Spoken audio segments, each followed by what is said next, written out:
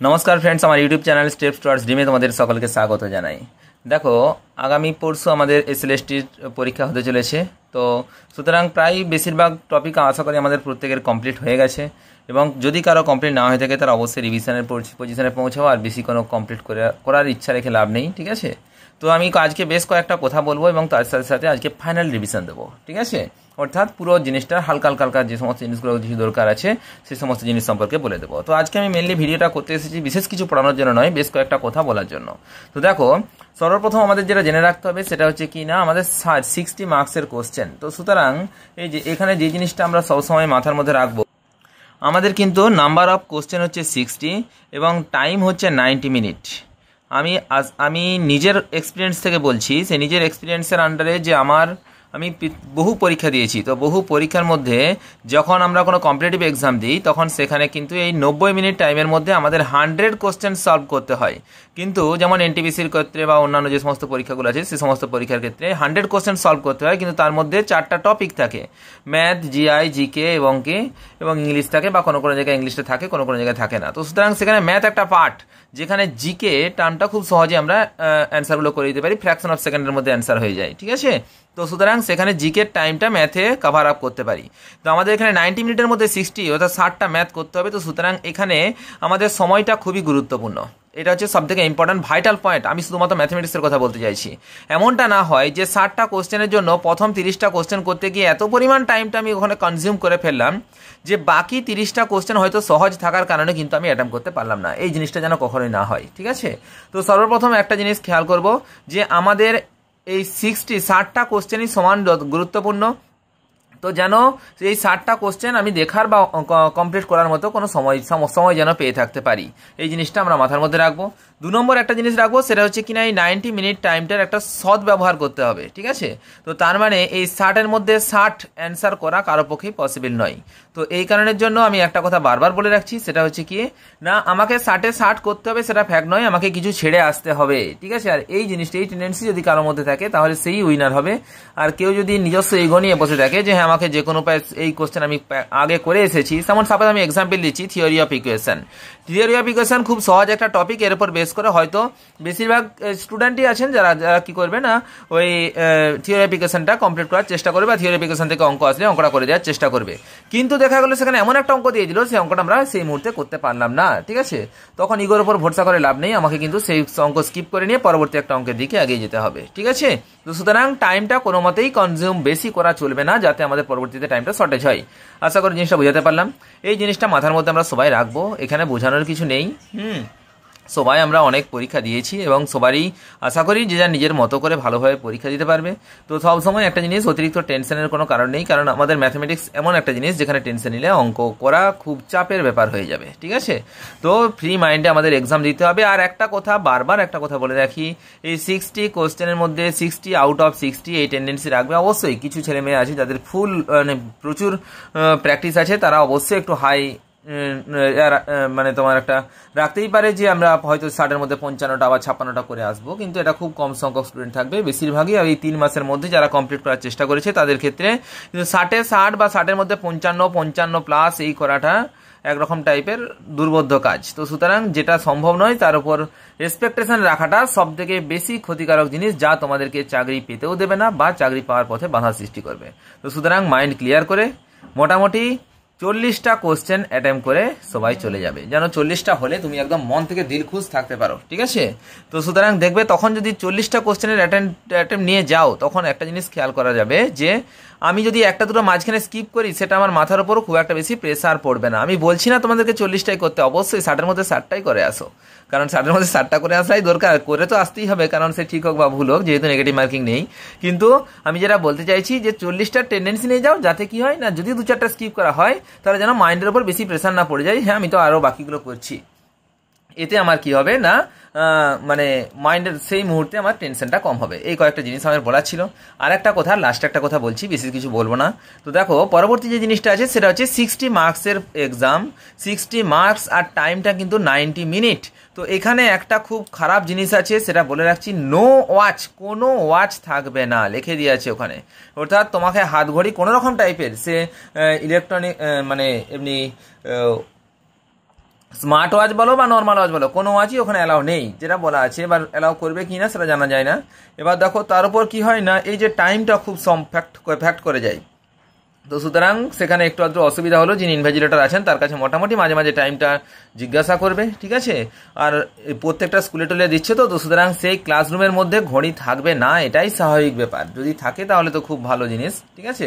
তো সুতরাং একটাই জিনিস বলতে চাইছি, লাস্ট 5 মিনিট বা 7 মিনিটের মধ্যে যেন এমনটা না হয় যে 60টা কোশ্চেনের মধ্যে আমি মার্ক করতে পারিনি 10টা টাইমের অভাবে, এই জিনিসটা যেন কখনোই না হয়, ঠিক আছে। 60টা কোশ্চেনের প্রত্যেকেই 60টাই মার্ক করে আসবে, ঠিক আছে। তাতে যদি 30টাও ঠিক হয়, তার মধ্যে থেকে কিন্তু কি 30, 35, 32 যা ইচ্ছা, যার যেটা ইচ্ছা ঠিক হোক না কেন, সেটাতেই সন্তুষ্ট থাকো, চাপের কোনো কারণ নেই। 3 মাসের মধ্যে আমরা আমাদের বেস্টটুকু দেওয়ার চেষ্টা করেছি, এই ফুল কনফিডেন্স নিয়ে পরীক্ষা দেবে, ঠিক আছে। অর্থাৎ এখানে যারা পরীক্ষায় বসেছে তারা প্রত্যেকের, যারা 3 বছর ধরে প্রিপারেশন নিয়েছে তাদের সাথে কম্পেয়ার করতে যেও না, শুধু ঝামেলা হবে। বা যেটা হচ্ছে আমাদের মেন্টাল যে স্থিতিটা আছে সেখান থেকে ডাউন হয়ে যাবে। আমরা যখন কেউ কারোর সাথে কম্পেয়ার করতে যাব, তখনই আমাদের আরো বেশি সমস্যার সম্মুখীন হতে হবে। আর পরীক্ষার আগের মুহূর্তে সমস্ত বন্ধু বান্ধব যাদের আছে, যারা হয়তো কেউ বিরাট পড়াশোনা করেছে, যাদের বিভিন্ন রকম জিনিস জাহির ফলাবার চেষ্টা করবে, সেই সমস্ত জায়গা থেকে একটু দূরে থাকবে নিজের মানসিক স্থিতিটাকে ঠিক রাখার জন্য। কারণ তুমি ম্যাথমেটিক্স অনার্সের ক্যান্ডিডেট বা ম্যাথমেটিক্সের মাস্টার ডিগ্রির ক্যান্ডিডেট, তোমাকে মাথা ঠান্ডা রাখাটা সব থেকে বেশি গুরুত্বপূর্ণ জিনিস। বারবার এই কয়েকটা জিনিস বললাম। এবার আমি একটু হালকা রিভিশনে চলে আসি। দেখো এই যে কমপ্লেক্স, আমি আগে প্রথমে একটা জিনিসটা বলে রাখি। দেখো এখানে কি আছে না, 9-10 এর মধ্যে সিলেবাসের মধ্যে classical algebra, complex number, polynomial এবং থিওরি অফ ইকুয়েশন। আশা করি প্রত্যেকেরই এই 3টা জিনিসের উপর খুব ভালো রকম আস্থা থাকবে, ঠিক আছে।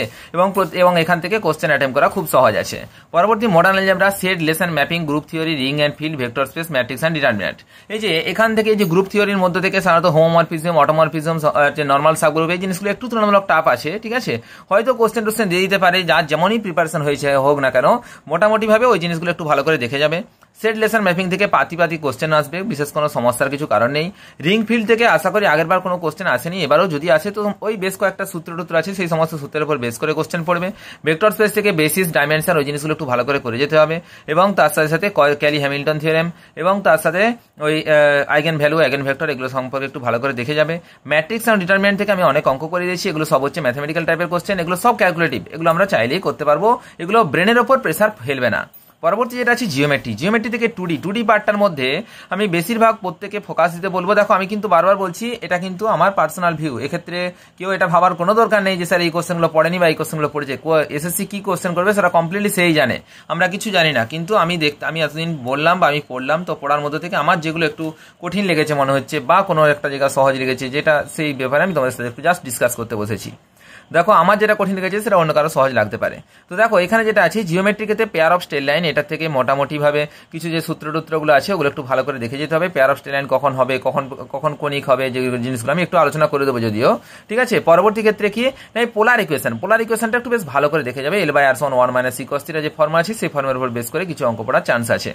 পরবর্তী 3 ডাইমেনশন থেকে আমরা জানি প্লেন এবং স্ট্রেট লাইনের যে কয়েকটা আতিপাতি সূত্র আছে, ওই তারপর ওই কোপ্লেনার টোপ্লেনার যে সমস্ত ব্যাপারগুলো আছে, ঠিক আছে। কখনো বলবে এর সাথে পারপেন্ডিকুলার, এর মানে এক্স অ্যাক্সিসের সমীকরণ, এক্স অক্ষের সাথে সমান্তরাল, ওই এক্স ওয়াই জেড এর সাথে সমান্তরাল, এগুলো কিছু তোমার পড়তে পারে, এগুলো একটু দেখে যাবে। পরবর্তী যেটা আছে ভেক্টর অ্যালজেব্রা, ভেক্টরের ক্রস প্রোডাক্ট, ডট প্রোডাক্ট এবং তার সাথে সাথে আমাদের যে সমস্ত কোপ্লেনারিটি যে পোর্শনগুলো আছে, বা তোমার scalar triple product, vector triple product, এর উপর বেস করে কিছু প্রশ্ন পড়তে পারে, ঠিক আছে। পরবর্তী যেটা আছে সেটা ডিফারেন্সিয়াল ক্যালকুলাস। এই যে এই পার্টটা একটু আমার ক্ষেত্রে একটু টাফ লেগেছে, ঠিক আছে। তো সুতরাং রিয়েল নাম্বারের মধ্যে সিকোয়েন্স, সিরিজ, এই যে জিনিসটা সিরিজের মধ্যে যে বলেছিলাম সেইগুলো সব সিরিজগুলো ভালো করে দেখে যাবে। এবং তার মধ্যে বেশ কয়েকটা সিরিজই আমরা পরীক্ষার সময় টেস্ট করতে পারবো, বেশি টেস্ট করার মতো আমাদের অত সময়ও থাকবে না। কিন্তু সিকোয়েন্সটা খুব সহজ, সিকোয়েন্সটা করতে পারা যাবে। সিরিজটা তুলনামূলক একটু টাফ হয়ে যায় অনেক সময়, সিরিজের মানে কোনটা সূত্রে অ্যাপ্লাই করবো সে বা অ্যাপ্লাই করার উপর বেস করে একটু অ্যান্সার করতে তুলনামূলক টাফ হয়ে যায়। তো সিরিজটা একটু ভালো করে চেক করে নেবে সবাই। দেখো ডিফারেন্সিয়েবিলিটি এবং যে কন্টিনিউটি যে ফাংশনটা আছে, ডিফারেন্সিয়েবিলিটি, কন্টিনিউটি এবং যে এই যে জিনিসটা আছে, এই পার্টটাও তুলনামূলক সহজ, খুব একটা চাপ নেই। এবার যেটা আছে Rolle's theorem, MVT, Taylor's theorem, এই যে টেলর্স থিওরেম এক্সপানশন, এই যে এর উপর বেস করে কিন্তু পরীক্ষা পরীক্ষায় প্রশ্ন পড়ার চান্স বেশি আছে। তো এই যে এমভিটি পার্টটার উপর আমি একটা স্পেশাল ভিডিও করেছিলাম, সেই ভিডিওটা কিন্তু তোমরা সবাই দেখে নিতে পারো। ওর মধ্যে বেশ কিছু ইম্পর্টেন্ট কোশ্চেন আছে, এগুলো সব ভালো করে পড়ে যেতে হবে। ফাংশন অফ টু ভেরিয়েবলস আর করানো হলো নি, এই একটি চ্যাপ্টার যেটা আমার বাদ রয়ে গেল। ওই তার মধ্যে আমি তোমাদেরকে প্রত্যেকে বলবো একটা কাজ করে নিতে পারো, ওখান থেকে যে রিপিটেড রুট এবং তোমার ওই ডবল লিমিট, রিপিটেড লিমিট যেগুলো আছে সেগুলো সব একটু ভালো করে দেখে যাবে। ওগুলোর উপর বেস করেই হালকা পালকা কিছু কোশ্চেন দেবে, ঠিক আছে। আর অ্যাপ্লিকেশন অফ ডিফারেন্সিয়াল ক্যালকুলাসের মধ্যে পড়ছে এনভেলপ আর হচ্ছে তোমার ট্যানজেন্ট নরমাল। ট্যানজেন্ট নরমাল তো ইজি জিনিস, আর এনভেলপের ক্ষেত্রে ওই F of psi equal to 0, F of X comma Y comma alpha equal to 0 আর del F by del alpha equal to 0, এটাতে ওর বেস করেই আমার এনভেলপের সমস্ত অঙ্ক হয়ে যাবে। পরবর্তী ইন্টিগ্রাল ক্যালকুলাসের মধ্যে আমি যে ভিডিওটা দিয়েছিলাম, দুটো ভিডিও দেওয়া আছে, দেখবে 50-55টা অঙ্ক আছে। তো ওগুলো অবশ্যই ওগুলোর মধ্যে দেখলেই চলে আসবে। তার মধ্যে volume and surface of solid volume and surface area যেগুলো আছে, তো এর উপর বেস করে অঙ্ক আসার চান্স খুব বেশি। ডাবল ইন্টিগ্রাল আর এটা, এই দুটো সব থেকে বেশি ইম্পর্টেন্ট আছে। আর ডেফিনেট ইন্টিগ্রাল থেকে তো একটা দুটো দিতেই পারে, সেই মড এক্স এর যে সমস্ত জিনিসগুলো আছে সেগুলো খুব গুরুত্বপূর্ণ আছে। আর ডিফারেন্সিয়াল ইকুয়েশন আমাদের খুব সহজ চ্যাপ্টার, আশা করি প্রত্যেকের কাছেই খুব সহজ লাগবে।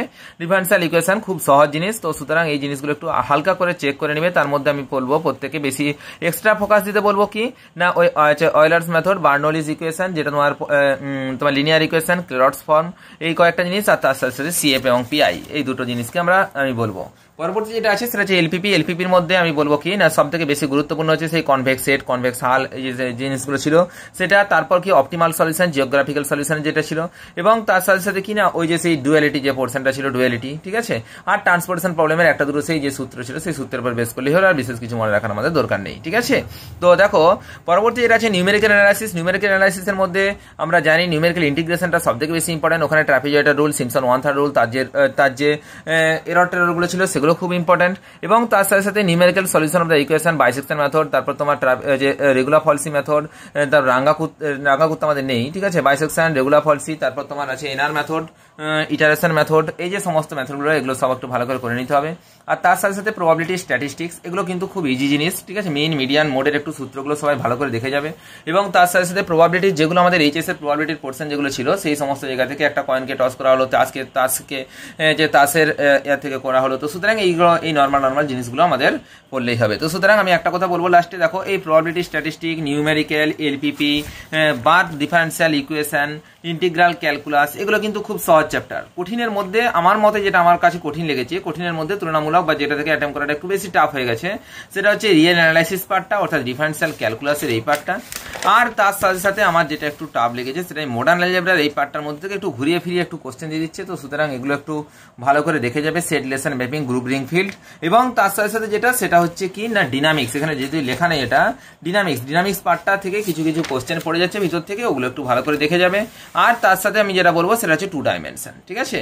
এই কয়েকটা জিনিসকে পরীক্ষার আগের দিন অর্থাৎ আগামীকাল একটু ভালো করে ফুল ফোকাস দিয়ে ভালো করে দেখে যাও, আর বাকিগুলোর উপর অত বেশি চাপ নিয়ে লাভ নেই, সুন্দর হয়ে যাবে। তো দেখো এবার দেখো আমি যদি বলি একবারটি পুরো ফুল সূত্র একটু হালকা করে আলোচনা করে দিচ্ছি। তো দেখো সর্বপ্রথম যেটা আছে সেটা হচ্ছে কি না, আমরা কমপ্লেক্স নাম্বার থেকে বলছি। কমপ্লেক্স নাম্বারের এক্সপোনেনশিয়াল যেটা যে সূত্রটা ছিল, e⁻x * cos y + i sin y = r * cos θ + i sin θ, যেখানে r = √x² + y², log z = log r + i * θ + 2n π। e⁻z যে সূত্র ছিল, e⁻z থাকলে কি করতে হয় না, exponential of log of e⁻z নিতে হয়। দেখো জেডটা সামনে চলে আসছে, এক্সপোনেনশিয়াল অফ z log এ। আচ্ছা দেখো লগের সূত্র আমরা জানি, log z = log r + i * θ + 2n π। আবার এক্সপোনেনশিয়াল e⁻x করে দিলাম, ব্যাস কাজ ছাড়া। এইভাবে আমরা পড়ে যেতে পারি। তো i⁻ 1 + i ^ এগুলো থেকে খুব পরীক্ষায় পড়ে। মডুলাস এবং অ্যামপ্লিটিউড একটা পরীক্ষায় পড়ে যাওয়ার চান্স খুব বেশি, এগুলো একটু ভালো করে দেখে যাবো আমরা। পরবর্তী দেখো এখানে যেটা আছে সেটা রিয়েল অ্যানালাইসিস পার্ট। রিয়েল অ্যানালাইসিসের ক্ষেত্রে ইভেন ফাংশন আমরা জানি, f of - x = f of x হলে even function, f of - x = f of x হলে অড ফাংশন হয়। পিরিয়ডিক ফাংশনের ক্ষেত্রে বলেছিলাম f of x + p = f of x হলে পিরিয়ডিক ফাংশন হয়। এবার দেখো মনোটনিক ডিক্রিজিং, মনোটনিক ইনক্রিজিং, ঠিক আছে। এবার স্ট্রিক্টলি মনোটনিক যে কোনগুলো পার্টগুলো, এগুলো সব হালকা করে বলে দিয়েছিলাম। এবং দেখো যেটা সব থেকে বেশি গুরুত্বপূর্ণ, limit x → 0 1 + 1/x whole to the power 1/x, এর মানটা কত না e। এটা আমরা প্রুভ করার চেষ্টা করবো না, কারণ প্রুভ করতে গেলে অনেক বড় হয়ে যাবে। তো এটা আমরা হুবহু মনে রেখে দেবো। আরেকটা জিনিস বলেছিলাম, যখন x → 0+ হবে তখন লিমিটের ভ্যালুটা কত হয় না -∞ টেন্স করবে, আর x → 0 যখন হবে তখন সেটা কার না log x does not exist, তখন সেটা এক্সিস্ট করবে না, ঠিক আছে। তো x → 0 এর জন্য log x এক্সিস্ট করছে না, এই জিনিসটা আমাদের ভালো করে মনে রাখতে হবে। আর সব থেকে গুরুত্বপূর্ণ পার্ট যেটা আমি এখন বলছি সেটা হচ্ছে কি না ওই যে limit X tends to 0 x sin 1 x এর মানটা 0 আমরা জানি, সেটা হচ্ছে আমাদের এমভিডি থেকে যে ইউনিফর্ম কন্টিনিউটি থাকে না, ইউনিফর্ম কন্টিনিউটিগুলো চেক করতে গেলে অনেক সময় সাপেক্ষ হয়ে যায়। তো কিছু কিছু জিনিস আমি মুখস্থ রেখে দেবো, ঠিক আছে? ওই মুখস্থ জিনিসগুলো এখানে লিখে দিচ্ছি আমি।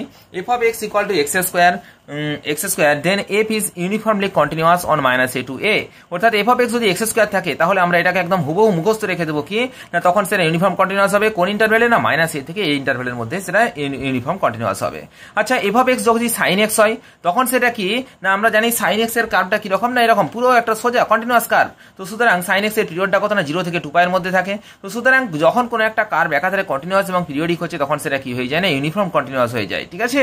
তো দেখো sin x আলাদা আর sin 1/x আলাদা, আবার কিন্তু যদি sin x থাকে তখন সেটা মনে রাখবে ইউনিফর্ম কন্টিনিউয়াস অন আর যে কোনো রিয়েল নাম্বারের জন্য ইউনিফর্ম কন্টিনিউয়াস হবে। কিন্তু f of x যখন 1/x থাকছে, যদি 1/x থাকে বা sin of 1/x থাকে বা f of x equal to x by 1 plus x থাকে, sorry f of x equal to root x থাকে, তিনটে জিনিস ভালো করে বলছি মনে রাখবে, ঠিক আছে? f of x equal to 1/x থাকুক, f of x equal to sin 1/x থাকুক, এদিকে চলে আসো, f of x equal to sin 1/x থাকুক বা f of x equal to root x থাকুক, ঠিক আছে? এই তিনটে ক্ষেত্রে কিন্তু মনে রাখবে সেটা ইউনিফর্ম কন্টিনিউয়াস হবে শুধুমাত্র ইন্টারভ্যাল 1 to ইনফিনিটির মধ্যে। 1 to ইনফিনিটির মধ্যে এই তিনটা কি হবে না, ইউনিফর্ম কন্টিনিউয়াস হবে, বাকি আদার্স অন্য কোনো জায়গায় কিন্তু হবে না। এবার দেখো f of x by x plus 1 যদি থাকে, ঠিক আছে, তখন কি হচ্ছে না, তখন এটা মনে রাখবে কি না, এটা 0 থেকে 2 এর মধ্যে, 0 থেকে 2 এর মধ্যে কি হবে না, সেটা ইউনিফর্ম কন্টিনিউয়াস হবে। আচ্ছা দেখো তো এটা একাধারে কন্টিনিউয়াস এবং বাউন্ডেড, তার জন্য সেটা কি হয়ে যাচ্ছে না, ইউনিফর্ম কন্টিনিউয়াস হচ্ছে। ইউনিফর্ম কন্টিনিউয়াস কোন ইন্টারভ্যালে না, 0 থেকে 2 ইন্টারভ্যালের মধ্যে সেটা ইউনিফর্ম কন্টিনিউয়াস হচ্ছে। আর f of x equal যদি 1/1 plus x স্কয়ার থাকে, তো tan ইনভার্স x এর মতো, যেমন tan ইনভার্স x এর ইন্টিগ্রেশন যেটা 1/1 plus x স্কয়ার, ঠিক আছে? অর্থাৎ f of x যদি 1/1 plus x স্কয়ার থাকে তখন সেটা ইউনিফর্ম কন্টিনিউয়াস হবে অন কিসে না, আর অর্থাৎ রিয়েল নাম্বারের ক্ষেত্রে। এই কয়েকটা জিনিস আমি মুখস্থ রেখে দেবো একদম পুরো হুবহু, ঠিক আছে? এবার দেখো টেলর্স থিওরেম, টেলর্স এক্সপানশন, এটা আমাদের খুব গুরুত্বপূর্ণ জিনিস। টেলর্স এক্সপানশন কি, f of a plus h equal to f of a plus h into f dash a plus h square by factorial 2 into f double dash a plus dot dot করে h to the power n minus 1 into factorial n minus 1 into f to the power n minus 1 into a।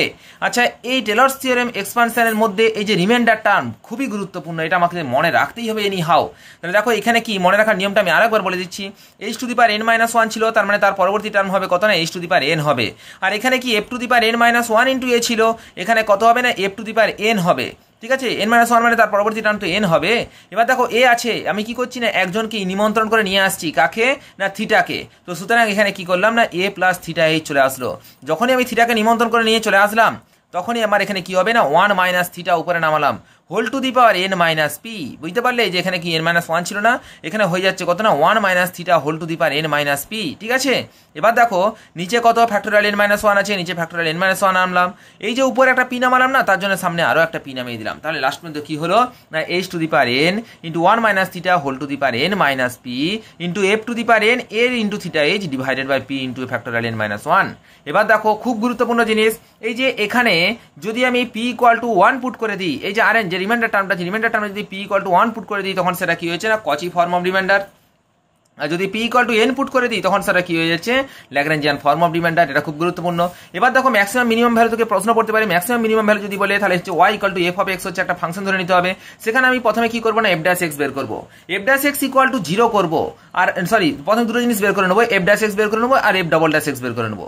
f dash x equal to 0 করে সেখান থেকে x এর যে মানগুলো পাবো সেই x এর মানটা আমি f ডবল ড্যাশ x এ পুট করবো।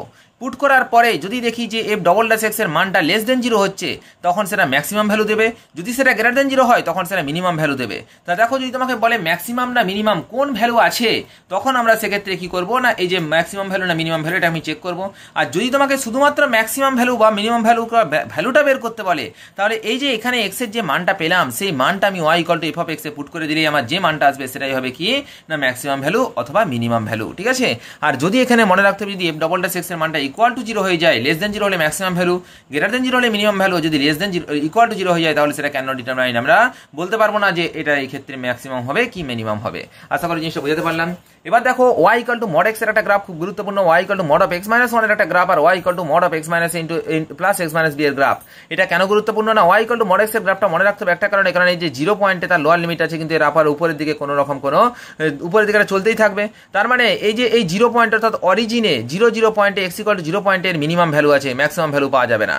Y equal to x minus one যখন হচ্ছে তখন এক্স ইকুয়াল টু ওয়ান পয়েন্টে এর কি আছে না মিনিমাম ভ্যালু আছে আর ম্যাক্সিমাম ভ্যালু উপর দিকে উঠতেই থাকবে, মানে এর ক্ষেত্রে পাওয়া যাবে না। আর এই যে যখন আমরা x minus a mod of x minus a plus mod of x minus b বলবো, তখন কি না এ পয়েন্ট বি পয়েন্ট এবং এই যে এবি স্ট্রেট লাইনের মধ্যে আমি অসংখ্য যতটা এবি স্ট্রেট লাইনের মধ্যে যে সহস্র বিন্দু আছে, এই এ পয়েন্ট বি পয়েন্ট এবং এদের মাঝখানে যতগুলো পয়েন্ট আছে সমস্ত পয়েন্টের জন্য আমরা কি পাবো, এখানে আমার মিনিমাম ভ্যালুটা পাবো আর ম্যাক্সিমাম ভ্যালু পাবো না। ঠিক আছে, তো এই কয়েকটা ব্যাপার ছিল। এবার হচ্ছে সিকোয়েন্স। আচ্ছা, সিকোয়েন্স থেকে মনে রাখতে হবে যে প্রত্যেকটা কনভার্জেন্ট সিকোয়েন্স বাউন্ডেড হবে, কিন্তু একটা জিনিস মনে রাখবে প্রত্যেকটা সিকোয়েন্স বাউন্ডেড হবে না। ঠিক আছে, প্রত্যেকটা সিকোয়েন্স মনোটনিক হবে কিন্তু প্রত্যেকটা সিকোয়েন্স বাউন্ডেড হবে না। যদি কনভার্জেন্ট সিকোয়েন্স বলে দেয় তাহলে মনে রাখতে হবে প্রত্যেকটা কনভার্জেন্ট সিকোয়েন্স বাউন্ডেড হবে, কিন্তু প্রত্যেকটা বাউন্ডেড সিকোয়েন্স কনভার্জেন্ট হতেও পারে বা নাও পারে। মানে কি প্রত্যেকটা বাউন্ডেড সিকোয়েন্স কনভার্জেন্ট হবে না, কিন্তু প্রত্যেকটা কনভার্জেন্ট সিকোয়েন্স বাউন্ডেড হবে। যেমন দেখো ইউএন ইকুয়াল টু 1/n, এটা কোথায় না জিরোতে কনভার্জ করছে।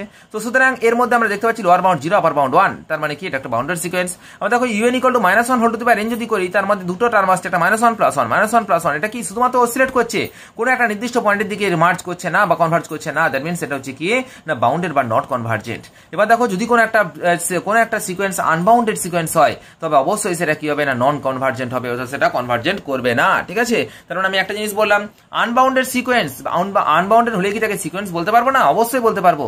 একটা সিকোয়েন্স কনভার্জও হতে পারে, ডাইভার্জও হতে পারে। ঠিক আছে, এবার আর একটা খুব গুরুত্বপূর্ণ জিনিস মনে রাখবে, limit n tending to infinity 1/√n² + 1 + 1/√n² + 2 plus dot dot করে এটা এর মানটা কত হয় না 1, এটা একদম মুখস্থ করে দেবো, যেটা স্যান্ডউইচ থিওরেমের মাধ্যমে আমরা প্রুভ করতে পারি। আর একটা দেখো limit n tending to infinity un + 1/un এর মানটা যদি l হয়, আর limit n tending to infinity হচ্ছে √un nth root of UN equal to যদি এল হয়, তাহলে ওই এল এর মানটা যদি 1 থেকে ছোট হয়, অর্থাৎ 0 লেস এল লেস 1, 1 থেকে ছোট হলে লিমিটের ভ্যালুটা 0 হবে। আর যদি এল এর মানটা গ্রেটার দেন 1 হয়, তখন সেক্ষেত্রে লিমিটের ভ্যালুটা কি হবে না ইনফিনিটি হয়ে যাবে। আশা করি জিনিসটা বুঝাতে পারলাম।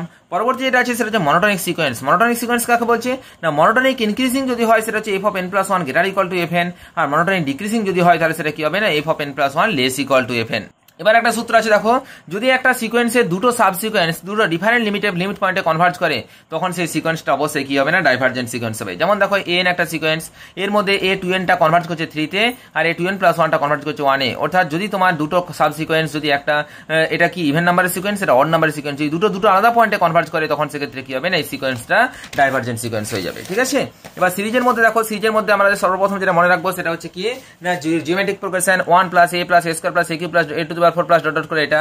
তো সুতরাং এর ভ্যালুটা কত না 1/1 - a। ঠিক আছে, সাম অফ জিপি সিরিজ, যেখানে অবশ্যই মনে রাখতে হবে মড অফ এর মানটা লেস দেন 1 হবে, তবেই আমরা এটা পুট করতে পারবো, আদারওয়াইজ পুট করতে পারবো না। ঠিক আছে, এবার দেখো যে কনভার্জেন্ট সিরিজের ক্ষেত্রে দেখো যদি ইউএন আর ভিএন যদি দুটোই কনভার্জেন্ট সিরিজ হয় এবং যদি ইউএন এস এ কনভার্জ করে এবং ভিএন টি তে কনভার্জ করে, তাহলে ইউএন প্লাস ভিএন টা কোথায় কনভার্জ করবে এস প্লাস টি তে কনভার্জ করবে, আর summation of K into VN টা কনভার্জ করবে কোথায় কে ইনটু এস এ। ঠিক আছে, এবার দেখো কম্পারিজন টেস্ট কি বলছে। কম্পারিজন টেস্টের ক্ষেত্রে ইউএন এবং ভিএন যদি দুটো সিরিজ হয় অফ পজিটিভ রিয়েল নাম্বারস এবং ইউএন লেস ইকুয়াল টু কে ভিএন হয়, এবং যেখানে un + 1/un less equal two vn + 1/vn, অর্থাৎ এই দুটো যদি কন্ডিশন একসাথে হোল্ড করে, তাহলে কি হবে একসাথে বলছি যদি হয় un less equal two k into vn হয়, অথবা কি না un + 1/un less equal two vn + 1/vn হয়, তাহলে আমরা কি বলতে পারবো না un টা কনভার্জেন্ট হবে যদি vn টা কনভার্জেন্ট হয়, un টা ডাইভার্জেন্ট হবে যদি vn টা ডাইভার্জেন্ট হয়। ঠিক আছে, আচ্ছা এখানে un less equal two k into vn আমরা দেখতে পাচ্ছি un টা ছোট আর vn টা বড়, তো সুতরাং বড়টা ভদ্র হলে ছোটটা ভদ্র, যেমন বলেছিলাম ছোটটা অভদ্র হলে বড়টি অভদ্র হবে। ঠিক আছে, অর্থাৎ যেমন বলেছিলাম এখানে ভদ্র মানে কনভার্জেন্ট আর হচ্ছে অভদ্র মানে ডাইভার্জেন্ট হিসেবে বলে দিয়েছিলাম। পরবর্তী যেটা আছে সেটা হচ্ছে কম্পারিজন টেস্ট লিমিট ফর্ম। তো আচ্ছা কম্পারিজন টেস্টের লিমিট ফর্মটা কি বলেছিলাম না লিমিট un/vn এর মানটা যদি এল হয়ে যায়, তখন সেটা হচ্ছে কি অর্থাৎ যেখানে এলটা কিনা নন জিরো ফাইনাইট নাম্বার, তাহলে মনে রাখবে un এবং vn দুটোই হয় কনভার্জেন্ট হবে অথবা দুটোই ডাইভার্জেন্ট হবে। অর্থাৎ সাপোজ আমাকে un টা বের করতে বললো, un টা কোশ্চেনে লেখা আছে, আমি একটা vn ধরে নেব। ঠিক আছে, এবার আমি কি করব un/vn করব। যদি un/vn টা এল এর মান বেরোয়, একটা আমার নন নেগেটিভ ইন্টিজার বেরোয়। ঠিক আছে, নন নেগেটিভ ফাইনাইট নাম্বার বেরোয়, তো সুতরাং যদি সে তার মানটা ইন্টিজার বলাটা ভুল, নন নেগেটিভ ফাইনাইট নাম্বার বেরোয়, যদি সেই মানটা গ্রেটার দেন 0 হয়ে যায়, তখন সেটা হচ্ছে কি না তোমার নন জিরো ফাইনাইট নাম্বার হয়, তখন মনে রাখবে না সামেশন un এবং সামেশন vn দুটোই কনভার্জ করবে অথবা ডাইভার্জ করবে। আর যদি লিমিট un/vn ইকুয়াল টু 0 হয়ে যায়, তখন there exists a p and positive epsilon, there exists a natural number m such that 0 less than un/vn less than epsilon for all n greater equal to m, তখন un টা convergent হবে যদি vn টা convergent হয়। তো ঠিক আছে, তো এই হচ্ছে ব্যাপার। পরবর্তী দেখো আমাদের এখানে মনে রাখতে হবে পি সিরিজ যেটা আছে, P series 1/1 two the power P plus 1/2 two the power P, that means 1/n two the power P. যখন পি সিরিজটা থাকবে, পি এর মান গ্রেটার দেন 1 হলে কনভার্জেন্ট, পি এর মান লেস ইকুয়াল টু 1 হলে ডাইভার্জেন্ট। ঠিক আছে, তো দেখো আবার দেখো যদি তোমার এরকম যেমন ভিএন একটা লেখা আছে, এটা পি ইকুয়াল টু 1 বসিয়েছি, সেটা ডাইভার্জেন্ট হয়ে গেছে, আর একের থেকে বেশি দিয়েছি তখন সেটা কি হয়ে গেছে না কনভার্জেন্ট হয়ে গেছে। আর ডি এর নাম্বার রেশিও টেস্ট কি বলেছি না, limit n tending to infinity un plus 1/un equal to আমরা এল বের করবো। কচি রুট টেস্ট কি করবো না, limit n tending to infinity un whole to the power 1/n বের করবো। শুধু এই দুটো জিনিস মনে রাখবো। কচি কন্ডেনসেশন টেস্ট আর মনে রাখার দরকার নেই, ওই পরীক্ষায় পড়লেও করা সম্ভব নেই টেস্ট করা। তো সুতরাং আরেকটা জিনিস র্যাবিস টেস্টটা মনে রাখবো, limit n tending to infinity n into un/un plus 1 minus 1 equal to l। আর দেখো logarithm test, limit n tending to infinity n log of un/un plus 1। দেখো এটা র্যাবিস টেস্ট আর এটা প্রায় একই রকম, এখানেও n আছে, এখানেও n আছে, এখানেও un প্লাস 1 আছে, un/un প্লাস 1, এখানেও un/un প্লাস 1 আছে। এটা র্যাবিস টেস্ট। র্যাবিস বলে কি, এটা কি করলাম না, এর ব্র্যাকেটের মধ্যে এখান থেকে -1 করে দিলাম। আর লগারিদম টেস্টের ক্ষেত্রে কি করলাম না, একটা লগ নিয়ে চলে আসলাম, ব্যাস এটুকুই ফারাক। এবার দেখো গস টেস্ট, গস টেস্টটা খুব গুরুত্বপূর্ণ। un/un plus 1 equal to 1 plus a/n plus bn/n two the power p, যেখানে p greater equal two greater than 1। ঠিক আছে, এবার দেখো এই যে এখানে এর মানটা অবশ্যই গ্রেটার দেন 1 হলে কনভার্জেন্ট, লেস ইকুয়াল টু 1 হলে ডাইভার্জেন্ট। এবার আমি একটা কথা বলে রাখি, ওই যে রেড এলপিজি বলেছিলাম, রেড এলপিজি আর সিডি, অর্থাৎ rabies test, logarithm test, P series এবং গস সিরিজ, প্রত্যেকটার ক্ষেত্রে গ্রেটার দেন 1 এর জন্য কি হবে না কনভার্জেন্ট, এবং লেস দেন 1 এর জন্য ডাইভার্জেন্ট। আর দেখো যখন তোমার কচি রুট টেস্ট আর ডি নাম্বার টেস্ট হচ্ছে, তখন গ্রেটার দেন 1 এর জন্য ডাইভার্জেন্ট, আর লেস ইকুয়াল টু 1 এর জন্য কি হয়ে যাচ্ছে না কনভার্জেন্ট। এই জিনিসটা আমরা খুব ভালো করে মনে রেখে দেবো। এবার দেখো Cauchy's first theorem of limit আর Cauchy's second theorem of limit, এটা খুব গুরুত্বপূর্ণ। কচির ফার্স্ট থিওরেম অফ লিমিটের ক্ষেত্রে কি আছে না, এখানে মনে রাখবে যেটা হচ্ছে অ্যারিথমেটিক মিন আছে, অ্যারিথমেটিক মিন মানে limit n tending to infinity a1 plus a2 plus a3 plus dot করে n/n ইকুয়াল টু l হবে। আর যদি কচির কচির সেকেন্ড থিওরেমটা কি বলছে, limit n tending to infinity a1 plus a1 into a2 into a3 dot করে n equal to 1 whole to the power 1/n equal to l হবে। ঠিক আছে, তো এই দুটো হচ্ছে কচির ফার্স্ট থিওরেম এবং ফার্স্ট থিওরেম। এবার দেখো কচির সেকেন্ড থিওরেম যেটা, কচির সেকেন্ড থিওরেমের ক্ষেত্রে কি আছে না, আমি এখানে ওই যে an প্লাস 1/n করবো, যেমন এখানে কি ছিল না অ্যারিথমেটিক মিন আর জিওমেট্রিক মিনটা বললাম। এখানে কি আছে না, limit n tending to infinity n equal to যদি l হয়, তাহলে সেক্ষেত্রে কি limit n tending to infinity an plus 1/n equal to l হবে, আর limit n tending to infinity n whole to the power 1/n equal to l হবে। ঠিক আছে, তো এই দুটো জিনিস হচ্ছে কচির ফার্স্ট থিওরেম আর সেকেন্ড থিওরেমগুলো একটু ভালো করে মনে রেখে দেবে, কোনো অসুবিধা কিছু নেই। এবার দেখো পরবর্তী আসছে আমরা ম্যাট্রিক্স। ম্যাট্রিক্সের ক্ষেত্রে দেখো খুব কয়েকটা ইম্পর্টেন্ট জিনিস আছে। অ্যাডজয়েন্ট অফ এ ট্রান্সপোজ যদি হয় তখন সেটা কি হবে না, অ্যাডজয়েন্ট অফ এ তার whole transpose. Adjoint of C A যদি হয় তখন কি হবে, C to the power n - 1 into adjoint of A. Adjoint of A যদি দুটো অ্যাডজয়েন্ট থাকে না, তখনই মনে রাখবে কি হবে না, দুটো অ্যাডজয়েন্ট যখনই আসবে তখনই whole to the power n - 2 n - 1 এরকম হয়ে যাবে। ঠিক আছে, অর্থাৎ adjoint of adjoint A equal to det A whole to the power n - 2 into A. Adjoint A by det A equal to A inverse, এটা আমরা জানি। তো সুতরাং এটাকেই লেখা আছে A into adjoint of A. দেখো এই যে এটা নিয়ে চলে আসছে, এটা পাশে নিয়ে চলে আসছে, তাহলে A into adjoint of A equal to det A into IN বা অ্যাডজয়েন্ট এ ইন্টু এ। দেখো অর্থোগোনাল ম্যাট্রিক্স কখন হয় না, A transpose A equal to যখন আইএন হয়ে যায় তখন সেটা orthogonal matrix. Adjoint of A equal to কি না, det A whole to the power n - 1। Det of A inverse equal to কত না, ডেট এ। মনে রাখবে এ ইনভার্সের ডিটারমিনেন্ট ভ্যালু আর এর ডিটারমিনেন্ট ভ্যালু দুটো সেম হবে। আর যদি ডেট অফ অ্যাডজয়েন্ট এ, দেখো তো adjoint of adjoint A equal to কি না, det A whole to the power n - 2 into A. আর যদি ডেট অফ অ্যাডজয়েন্ট এ হয় তখন কি হচ্ছে না, det A whole to the power n - 1 তার হোল স্কোয়ার। ঠিক আছে, n - 1 তার হোল স্কোয়ার। দেখো এবার আরেকটা জিনিস আছে, যদি এ একটা m ক্রস n অর্ডারের ম্যাট্রিক্স হয়, তাহলে এর র্যাঙ্কটা কত হবে না, র্যাঙ্কটা হবে কি না, র্যাঙ্ক অফ এ এর মানটা হবে 0 থেকে মিনিমাম অফ m, n। ঠিক আছে, m আর n এর মধ্যে যেটা মিনিমাম আছে তার থেকে 0 এর মধ্যে যে কোনো একটা র্যাঙ্ক হবে। আর rank of A B equal to minimum of rank of A into rank of B. ঠিক আছে, তাহলে র্যাঙ্ক অফ এ আর র্যাঙ্ক অফ বি এর মধ্যে যেটা মিনিমাম আছে তার থেকেও র্যাঙ্ক অফ এ বিটা হবে কি না, less than or equal to. Idempotent matrix কাকে বলছি, যদি A square equal to A হয় তখন সেটা idempotent matrix. A to the power m equal to A 0 হলে তখন সেটা হচ্ছে নিলপটেন্ট ম্যাট্রিক্স। আর A square equal to I হলে তখন সেটা হচ্ছে কিনা ইনভলিউন্টারি ম্যাট্রিক্স। ঠিক আছে, এই দুটো কয়েকটা জিনিস আমাদেরকে মনে রাখতে হবে। ঠিক আছে, অর্থোগোনাল কখন হয়, আইডেম্পটেন্ট কখন হয়, নিলপটেন্ট কখন হয়, ইনভলিউন্টারি কখন হয়। ঠিক আছে, এবার দেখো এই যদি একটা n ক্রস n অর্ডারের ম্যাট্রিক্স হয় তখন সেটা সিমেট্রিক এবং স্কিউ সিমেট্রিক কখন বলছে না, যদি A transpose equal to A হয়ে যায় তখন সেটা symmetric, A transpose equal to minus A হলে তখন সেটা স্কিউ সিমেট্রিক। সিমেট্রিক ম্যাট্রিক্সের ক্ষেত্রে একটা খুব ভালো ইম্পর্টেন্ট থিওরেম আছে, এ আর বি যদি দুটো সিমেট্রিক ম্যাট্রিক্স হয় তাহলে এ বিটাও সিমেট্রিক হবে যদি A B equal to B হয়। আর যদি এ আর বি দুটো স্কিউ সিমেট্রিক ম্যাট্রিক্স হয় তাহলে এ বিটাও স্কিউ সিমেট্রিক হবে যদি A B plus B equal to 0 হয়। এই দুটো জিনিস কিন্তু ভালো করে থিওরেমগুলো মনে রেখে দেবে। এবার দেখো একটা ম্যাট্রিক্সকে আমি দুটো একটা ম্যাট্রিক্সকে অবশ্যই দুটো ম্যাট্রিক্সের কি করতে পারবো না, তোমার সিমেট্রিক ম্যাট্রিক্স এবং স্কিউ সিমেট্রিক ম্যাট্রিক্সের সাম আকারে লিখতে পারবো। সাপোজ এ একটা ম্যাট্রিক্স, তার মানে সেক্ষেত্রে আমি লিখতে পারি half into A plus A transpose plus half into A minus A transpose. অর্থাৎ দেখো এ প্লাস এ ট্রান্সপোজ হচ্ছে সিমেট্রিক ম্যাট্রিক্স আর এ মাইনাস এ ট্রান্সপোজ হচ্ছে কি না, স্কিউ সিমেট্রিক ম্যাট্রিক্স। আর স্কিউ সিমেট্রিক ম্যাট্রিক্সের ক্ষেত্রে একটা গুরুত্বপূর্ণ জিনিস মনে রাখতে হবে, এর all diagonal element equal to 0 হবে। তোমাকে যদি স্কিউ সিমেট্রিক ম্যাট্রিক্স 3টে 4টা চেক করতে বলে তখন আমি কিন্তু কি করবো না, একদম দেখবো যার ডায়াগোনাল গুলো 0 আছে সেটা আমি বলবো কি না ডায়াগোনাল 0 হলে যে স্কিউ সিমেট্রিক হবে সেটা নয়, স্কিউ সিমেট্রিক ম্যাট্রিক্সের ডায়াগোনাল এলিমেন্ট গুলো কি হবে না 0 হবে। ব্যাস এটুকু মনে রাখবে। পরবর্তী যেটা আছে det of A B equal to কি হবে না det A into det B. Det of A B equal to det of B A. If A যদি অর্থোগোনাল হয় তবে A inverse and A transpose both orthogonal হবে। আর if যদি এটা সিমেট্রিক ম্যাট্রিক্স হয় তবে adjoint of A equal to symmetric matrix হবে। আর যদি পিটা স্কিউ সিমেট্রিক ম্যাট্রিক্স হয় তবে পি স্কয়ারও কি হবে না সিমেট্রিক ম্যাট্রিক্স হবে। পিটা যদি স্কিউ সিমেট্রিক হয় তাহলে পি স্কয়ারটা কি হবে না সিমেট্রিক ম্যাট্রিক্স হবে। আর একটা গুরুত্বপূর্ণ থিওরেম, এটা দেখো প্রুভ করতে গেলে বহুক্ষণ সময় লেগে যাবে, আমরা একদম মুখস্থ রেখে দেবো। 1 plus A whole to the power -1 into 1 minus A, এটা যদি রিয়েল অর্থোগোনাল ম্যাট্রিক্স হয় তবে এটা কি হবে স্কিউ সিমেট্রিক ম্যাট্রিক্স হবে। আবার ঘুরিয়ে যদি বলি এটা যদি কিউ সিমেট্রিক ম্যাট্রিক্স হয় তাহলে এটা কি হবে না রিয়েল অর্থোগোনাল হবে। ঠিক আছে, এই দুটো জিনিস আমাদের পরীক্ষায় পড়ে যায়।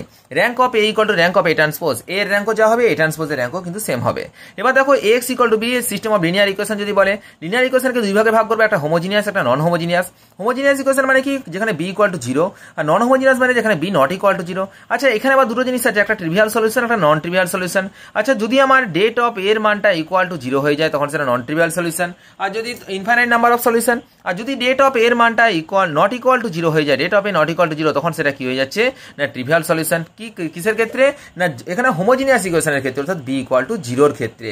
আর নন হোমোজিনিয়াসের ক্ষেত্রে কি না নন হোমোজিনিয়াসের ক্ষেত্রে বিটা নট ইকুয়াল টু 0 অর্থাৎ ডান দিকের টার্ম কিছু থাকবে, তখন যদি ডেট অফ এর মানটা 0 হয়ে যায় তখন সেটা কি হচ্ছে না ইনকনসিস্টেন্ট না সিস্টেম অফ সলিউশন।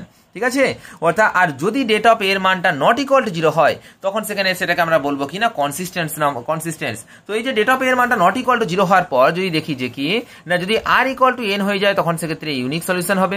আর মানে কি আর মানে rank of A equal to rank of A B, অর্থাৎ অগুমেন্টেড ম্যাট্রিক্সের র্যাঙ্ক এবং যে এ ম্যাট্রিক্সের র্যাঙ্ক যদি সেম হয়ে যায় তখন সেক্ষেত্রে ইউনিক সলিউশন পাবো।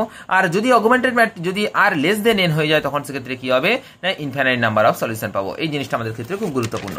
পরবর্তী যেটা আছে স্ট্যাটিস্টিক্স এর ক্ষেত্রে আমরা বারবার একটা জিনিস বলছি, স্ট্যাটিস্টিক্স এর কিছু সূত্র আছে, সূত্রগুলো মনে রাখবে। x equal to a plus summation of fi di divided by summation of fi, যেখানে এটা হচ্ছে অ্যাজিউমড মিন। কিন্তু আমি সবসময় চেষ্টা করবো কি না অ্যাজিউমড মিনটি দিয়ে ধরার মতো আমার দরকার নেই, অত সময়ও নেই। আমরা একটা নর্মাল ফর্ম করে দেবো summation of fi xi divided by summation of fi, এটাই হচ্ছে কি না x বারের মান। ব্যাস এইভাবে আমরা মান বের করে নেবো। আচ্ছা মিডিয়ানের সূত্রটা আমাকে কিন্তু মনে রাখতেই হবে, median equal to l plus summation of f by 2 minus c divided by f into i। ঠিক আছে, এটা ভালো করে মনে রাখবে, একদম বেশ ভালো করে যেন কোনো রকম কোনো সমস্যা না হয়। l plus summation of f by 2 minus c by f into i। Mode equal to কি 3 into median minus 2 into mean. আর মোডের আরেকটা সূত্র আছে, এটা খুব ইজি জিনিস, এই সূত্রটা মনে রাখা কোনো চাপ নয়। l plus f1 minus f0 divided by, দেখো আমরা কি বলেছিলাম যে এই যে মাঝখানেটা ধরতে হয় f1, তার উপরেরটা f0, তার উপর নিচেরটা f2। ঠিক আছে, তাহলে 2f1 প্রথমে এটা কি এটা দুবার নিলাম 2f1, তার থেকে উপরটা মাইনাস আর নিচটা minus, minus f0 minus f2, 2f1 minus f0 minus f2। আর এখানে কি হয় না f1 minus f0 divided by into i। ব্যাস এই হচ্ছে আমার কি না মোডের সূত্র। আচ্ছা মিন ডেভিয়েশন সূত্র কি? মিন ডেভিয়েশন পরীক্ষায় এটা আগের বছর পরীক্ষায় কোশ্চেন পড়েছিল, মানে আগের বছর নয় 2016তে কোশ্চেন পড়েছিল, তো এবারেও কিন্তু মিন ডেভিয়েশন থেকে দিয়ে দিতে পারে 1 by n into summation of xi minus a। আর দেখো স্ট্যান্ডার্ড ডেভিয়েশন কি না স্ট্যান্ডার্ড ডেভিয়েশন হচ্ছে রুট অফ var x। ঠিক আছে, রুট অফ var x, যেখানে এটা কি এটা হচ্ছে মিন, এটা মনে রাখবে এটা হচ্ছে মিন অর্থাৎ গড়। ঠিক আছে, xi মাইনাস এ যেটা বলছি এক্ষেত্রে কিন্তু বলে মাইনাস বলাটা ভুল, xi ডিফারেন্স এ বলা দরকার, অর্থাৎ xi আর এর মধ্যে ডিফারেন্সটা এখানে প্লাস হোক বা মাইনাস হোক এর ডিফারেন্সটা আমাকে প্লাসই ধরে নিতে হবে। ঠিক আছে, আর sd ইকুয়াল টু কি sd equal to root of var x, var x equal to কি summation of d square by n, মানে xi মাইনাস m তার whole square divided by n। আর স্ট্যান্ডার্ড ডেভিয়েশনের আরেকটা সূত্র আছে, সেটা কি না দেখো এখানে আরেকটা সূত্র আছে বলেছিলাম 1 by n into summation of x square minus 1 by n into summation of x তার হোল স্কয়ার, বা 1 by n summation f x square minus summation of f x by n তার হোল স্কয়ার। ঠিক আছে, এই সূত্রটাও আমাদের পরীক্ষাতে খুব পড়ে। আর দেখো তোমার কোএফিসিয়েন্ট ডিটারমিনেন্ট যদি জিজ্ঞেস করে তাহলে মনে রাখবে sd বাই মিন ইন্টু 100%। ঠিক আছে, এবার দেখো মনে রাখবে কোনো একটা স্ট্যান্ডার্ড ডেভিয়েশনের মান থেকে যদি কোনো কিছু অ্যাড করা হয় বা মাইনাস করা হয় তাহলে কিন্তু তার কোনো পরিবর্তন হয় না। ঠিক আছে, খুব গুরুত্বপূর্ণ জিনিস, যদি স্ট্যান্ডার্ড ডেভিয়েশন থেকে কোনো কিছু মাইনাস করি বা প্লাস করি তাহলে তার কোনো পরিবর্তন হবে না। আবার মনে রাখবে যদি কোনো কিছু গুণ করি বা ভাগ করি সেক্ষেত্রে কিন্তু খুব পরিবর্তন হবে। যেমন দেখো এখানে লেখা আছে variance of 5 number equal to 12, 5টা নাম্বারের ভ্যারিয়েন্স আছে 12 এবং বলছে প্রত্যেকটা থেকে 2 ভাগ করা হলো। যদি 2 ভাগ করা বলে তখন যদি গুণ বা ভাগ বলে তখন তার স্কোয়ার করে তার সেটা দিয়ে গুণ করবে। যেমন দেখো 2 ভাগ বলা আছে না, 2 ভাগ মানে কি 1 2 দিয়ে গুণ। ঠিক আছে, 2 ভাগ মানে 1 2 দিয়ে গুণ, তাহলে 1 2 দিয়ে গুণ মানে কি 1 2 এর হোল স্কোয়ার মানে কত 1 4, তাহলে 12 কে 1 4 দিয়ে গুণ করে দেবো, কত হয়ে যাবে না 3 হয়ে যাবে। যদি এটা বলতো if each number multiplied by 2 multiplier যখন 2 থাকতো তখন কি 2 দুগুণে 4 করতাম, 4 × 12, 12 4 48, তখন আমার অ্যান্সার হয়ে যেত। ঠিক আছে, এবার দেখো মিনস যে ভ্যারিয়েন্স অলওয়েজ ক্যালকুলেটেড ফ্রম মিন, মনে রাখবে ভ্যারিয়েন্সটা কোথা থেকে ক্যালকুলেট করি না মিন থেকে ক্যালকুলেট করি। আর SD greater equal to mean deviation, এসডিটা সবসময় কি হবে না মিন ডেভিয়েশনের থেকে বড় হবে। এই কয়েকটা জিনিস আমাদের মনে রাখতে হবে। ডিফারেন্সিয়াল ইকুয়েশনের ক্ষেত্রে আমরা জানি প্রথমে এমডিএক্স প্লাস এনডিওয়াই ইকুয়াল টু 0, যদি ডেলএম বাই ডেলওয়াই ইকুয়াল টু ডেলএন বাই ডেলএক্স হয় তখন সেটা কি হয় না এক্সাক্ট ডিফারেন্সিয়াল ইকুয়েশন। যদি কোনো একটা ডিফারেন্সিয়াল ইকুয়েশন এক্সাক্ট না হয় তখন আমাকে কি করতে হবে না x d y plus y d x, এক্ষেত্রে ইন্টিগ্রেটিং ফ্যাক্টর কিছু দরকার নেই, ডি অফ এক্স ওয়াই লিখে দিতে পারবো। আর যদি x d y minus y d x হয় সেখানে 3টা ইন্টিগ্রেটিং ফ্যাক্টর থাকবে, যদি 1/x² করে দিই তখন সেটা d of y by x হয়ে যাবে, যদি 1/x² প্লাস ওয়াই স্কয়ার দিয়ে গুণ করে দিই তখন সেটা d of tan inverse y by x হয়ে যাবে, আর যদি 1/xy দিয়ে গুণ করে দিই সেটা d of log of y by x form চলে আসবে। ঠিক আছে, এবার দেখো হোমোজিনিয়াস ইকুয়েশন কি জিনিস না f of x y equal to x to the power n * 5 of y by x, যেখানে যদি ওয়াই ইকুয়াল টু যদি এরকম একটা ফাংশন আকারে থাকে তখন সেটাকে বলবো হোমোজিনিয়াস ইকুয়েশন। সেক্ষেত্রে হোমোজিনিয়াস ইকুয়েশনকে সলিউশন করার জন্য আমাকে কি করতে হবে না y equal to vx put করতে হবে। আর দেখো পরবর্তী যেটা আছে, যদি কোনো একটা হোমোজিনিয়াস ফাংশন এক্স এবং m এবং n যদি দুটো হোমোজিনিয়াস ফাংশন হয় এক্স এন্ড ওয়াই, এবং যদি mdx plus ndy equal to 0 হয়ে যায় তখন আমরা কি করব না ডাইরেক্টলি বলে দিতে পারবো mx plus ny equal to c, এটা একটা আমার কমপ্লিট প্রিমিটিভ হবে যার degree of homogeneity equal to কত না নট ইকুয়াল টু -1। এবার দেখো let another homogeneous function mdx plus ndy equal to 0, একটা যদি another homogeneous function mdx plus ndy equal to 0 করলাম, যেখানে ∂m by ∂y not equal to ∂n by ∂x, অর্থাৎ এটা এক্সাক্ট ডিফারেন্সিয়াল ইকুয়েশন হলো না, তখন সেক্ষেত্রে কি হবে না যদি mx প্লাস ny টা নট ইকুয়াল টু 0 হয় তাহলে 1/mx প্লাস ny টা কি হবে না তার একটা ইন্টিগ্রেটিং ফ্যাক্টর হয়ে যাবে। ঠিক আছে, এবার দেখো লিনিয়ার ইকুয়েশনের ক্ষেত্রে আমরা খুব গুরুত্বপূর্ণ জিনিস বলেছিলাম dy by dx plus py equal to q, এটা হচ্ছে লিনিয়ার ইকুয়েশন যার integrating factor equal to e to the power integration of pdx, এটা খুব গুরুত্বপূর্ণ। ক্লেরটস ফর্মের ক্ষেত্রে কি বলেছিলাম y equal two px plus f of p আকারে যদি থাকে তাহলে সেক্ষেত্রে কি করব একদম ডাইরেক্টলি y এর জায়গায় p এর জায়গায় কি বসিয়ে দেবো না c বসিয়ে দেবো, আমার তাহলে কমপ্লিট প্রিমিটিভ চলে আসবে। আর যদি আমাকে সিঙ্গুলার সলিউশন জানতে বলে, অর্থাৎ দেখো জেনারেল সলিউশনে c এর একটা কোয়াড্রেটিক ইকুয়েশন থেকে আমরা যদি ডিটারমিনেন্ট ভ্যালুটা 0 করে দিই তখনই আমরা যেমন c এর যে ডিটারমিনেন্ট বলছি এই যে ডিসক্রিমিনেন্টটা যদি 0 করে দিই, অর্থাৎ যদি c এর একটা কোয়াড্রেটিক ইকুয়েশন আছে সেখান থেকে আমরা যদি ডিসক্রিমিনেন্টটা 0 করে দিই তখন আমরা কি বলতে পারবো না সেটা হয়ে যাবে একটা সিঙ্গুলার সলিউশন। আশা করি জিনিসটা বুঝাতে পারলাম। পরবর্তী যেটা আছে সেটা হচ্ছে লিনিয়ার ইকুয়েশন উইথ কনস্ট্যান্ট কোএফিসিয়েন্টের ক্ষেত্রে ওই যেটা বলেছিলাম CF এর যে কয়েকটা সূত্র আছে, PI এর যে কয়েকটা সূত্র আছে, এই কয়েকটা সূত্র আমি বারবার বলেছিলাম আর আমি বলে সময় নষ্ট করছি না, একদম এই কয়েকটা সূত্র তোমরা সবাই করে নেবে। পরবর্তী যেটা আছে অর্ডার এন্ড ডিগ্রি, এই জিনিসটা সবসময় খেয়াল রাখবে যে অর্ডার হচ্ছে সর্বোচ্চ অন্তর্কলজ যেটা d square y dq y, যে d square y by dx square dq y by dx cube d to the power 4y by dx to the power 4, সর্বোচ্চ একটা এক্সপ্রেশনের মধ্যে সর্বোচ্চ যতটা থাকবে সেটা হচ্ছে তার অর্ডার। যেমন কি এখানে যদি dq y থাকে তার অর্ডার 3, d স্কয়ার থাকলে তার অর্ডার 2, dy dx থাকলে তার অর্ডার হচ্ছে 1। মনে রাখবে যদি এখানে তিনটেই মিশিয়ে থাকে তাহলে তার মধ্যে যেটা সর্বোচ্চ থাকবে সেটাই হচ্ছে তার অর্ডার হবে। আর ডিগ্রিটা কি হবে না সর্বোচ্চ অন্তর্কলজের যে পাওয়ার সেটা হচ্ছে ডিগ্রি। ঠিক আছে, যেমন দেখো এখানে d square by dx square তার হোল টু দি পাওয়ার কিছু নেই মানে 1 আছে, তার মানে তার ডিগ্রি হচ্ছে কত না 1। আর যদি এখানে কোনো একটা করণী চলে আসে যে করণীটা dy dx এর মধ্যে থাকবে, সে যে করণীটা d square by dx square এর মধ্যে থাকবে, যদি এরকম কোনো করণী চলে আসে তাহলে সে আগে আমাকে করণীটাকে আউট করতে হবে, তারপর আমি দেখবো যেটা সর্বোচ্চ অন্তর্কলজ তার মধ্যে তার পাওয়ারে কত আছে, যেটা পাওয়ারে থাকবে সেটা আমার কি হয়ে যাবে না ডিগ্রি হয়ে যাবে। আশা করি জিনিসটা বুঝাতে পারলাম। পরবর্তী যেটা আছে সেটা হচ্ছে মনে রাখবে dy dx এর ক্ষেত্রে y টা হচ্ছে ডিপেন্ডেন্ট ভেরিয়েবল আর x টা হচ্ছে কি না ইন্ডিপেন্ডেন্ট ভেরিয়েবল। ঠিক আছে, লিনিয়ার ইকুয়েশন চেক করব কি করে না লিনিয়ার ইকুয়েশন চেক করার জন্য আমি বলেছিলাম এই যে y dy dx d square by dx square dq y by dx cube, এগুলো হচ্ছে একটা ভেরিয়েবল রূপে আমি ভেবে নেব নিজের মতো। এবার মনে রাখবে এর মধ্যে দুটো ভেরিয়েবল যদি একসাথে কখনো রয়ে যায় বা এই ভেরিয়েবলগুলো যদি স্কয়ার টার্ম আকারে থাকে তাহলে সেটা কখনো লিনিয়ার ইকুয়েশন হবে না। লিনিয়ার মানে কি ওরা সব সময় লোনলি, অর্থাৎ একা একা থাকবে, হয়তো শুধু একা y থাকলো, একা dy dx থাকলো, একা d square by dx square থাকলো, তাহলে কোনো অসুবিধা নেই, এগুলো সব হবে লিনিয়ার ইকুয়েশন। কিন্তু কখন লিনিয়ার ইকুয়েশন হবে না, যেমন দেখো y স্কয়ার দুটো y একসাথে আছে সেটা হবে না, যেমন y ইনটু dy dx, দেখো y আছে আর dy dx একটা ভেরিয়েবল দুটো একসাথে আছে, তো সুতরাং তখন সেটা লিনিয়ার ইকুয়েশন বলতে পারবো না। যেমন x square y into d square y by dx square, এক্ষেত্রেও কিন্তু এটা কিন্তু আমরা লিনিয়ার ইকুয়েশন বলতে পারবো না। কিন্তু যদি x square into d square y by dx square থাকে, দেখো x স্কয়ার টার্মটা এখানে কনস্ট্যান্ট মতো গণ্য হবে, তো সুতরাং সেখানে x স্কয়ারের সাথে dy d square y by dx square থাকলো, তো আমি এখানে x স্কয়ারটাকে ধরবোই না, তাহলে কি d square y by dx square single আছে, তো সুতরাং এটা একটা লিনিয়ার ইকুয়েশন হবে। ঠিক আছে, হোমোজিনিয়াস ইকুয়েশন আমরা বলেছিলাম যখন আমার ডান দিকের পার্টটা 0 থাকবে আর ডান দিকের পার্টটা যখন 0 থাকবে না, এই দুটো ক্ষেত্রে আমরা হোমোজিনিয়াস ইকুয়েশন চেক করব। হোমোজিনিয়াস ইকুয়েশন চেক করার নিয়ম আমরা জানি x to the power n to 5 of y by x, এটা ঠিক আছে, এইভাবে আমরা হোমোজিনিয়াস ইকুয়েশন চেক করে নেব। আচ্ছা, ইন্টিগ্রেটিং ফ্যাক্টরের ক্ষেত্রে আরেকটা রুল আছে, মনে রাখবে m d x plus n d y equal to যদি 0 এরকম ফর্মে যদি থাকে এবং del m by del y equal to del n by del x যদি না হয় তখনই তো এটা নন এক্সাক্ট হচ্ছে। আর যদি নন এক্সাক্ট হয়ে যায় তখন আমরা কি করবো না, এই যে এম আর এন এর মধ্যে দেখবো কোনটা সব থেকে ছোট আছে, যেটা ছোট থাকবে সেটাকে আমি সামনে নামাবো। যেমন এখানে এমটা ছোট আছে ওয়াই স্কোয়ার আর এনটা 1 প্লাস এক্স ওয়াই বড় আছে, তো সুতরাং আমি কি করলাম না 1 বাই এম লিখলাম। 1 বাই এম যখনই করবো সেটা করতে হবে কি না del n by del x minus del m by del y. আচ্ছা, তার মানে এখান থেকে del n by del x এর মানটা বের করেছিলাম, del m by del y এর মানটা বের করেছিলাম, এখানে পুট করলাম। পুট করার পর আমার যেটা আসলো সেটা আমার এই ভ্যালুটা আসলো।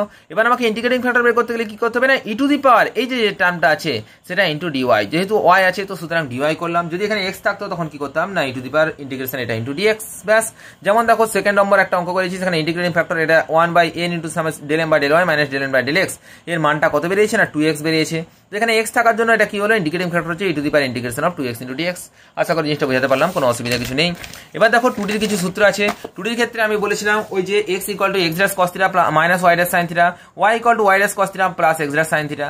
এই জিনিসটা মনে রাখবে। পেয়ার অফ স্ট্রেট লাইনের থেকে খুব গুরুত্বপূর্ণ জিনিস মনে রাখবে, পেয়ার অফ স্ট্রেট লাইনের ক্ষেত্রে কি হয় না এই যে তোমার ax square plus 2hxy plus by square equal to 0, এটা কাকে রিপ্রেজেন্ট করছে না একটা পেয়ার অফ স্ট্রেট লাইন যারা কি করছে না থ্রু অরিজিন দিয়ে যারা পাস করছে। তো এখানে মনে রাখবে m1 plus m2 equal to minus 2h by b এবং m1 m2 equal to a by b। আর যেখানে h ইকুয়াল টু এবার দেখো এখানে দেখো h স্কয়ার মাইনাস ab যে টার্মটা আছে এটা গ্রেটার ইকুয়াল টু 0 হলে কি না স্ট্রেট লাইনগুলো রিয়েল হবে, আর যদি লেস দেন 0 হয়ে যায় তখন সেটা কি হয়ে যাবে স্ট্রেট লাইনটা ইমাজিনারি হয়ে যাবে। আর tan theta equal to 2 into root of h square minus ab divided by a plus b, এটা খুব গুরুত্বপূর্ণ জিনিস। এর উপর বেস করে কিন্তু আমরা এখান থেকে আমরা যে কোনো অ্যাঙ্গেল বের করতে পারবো।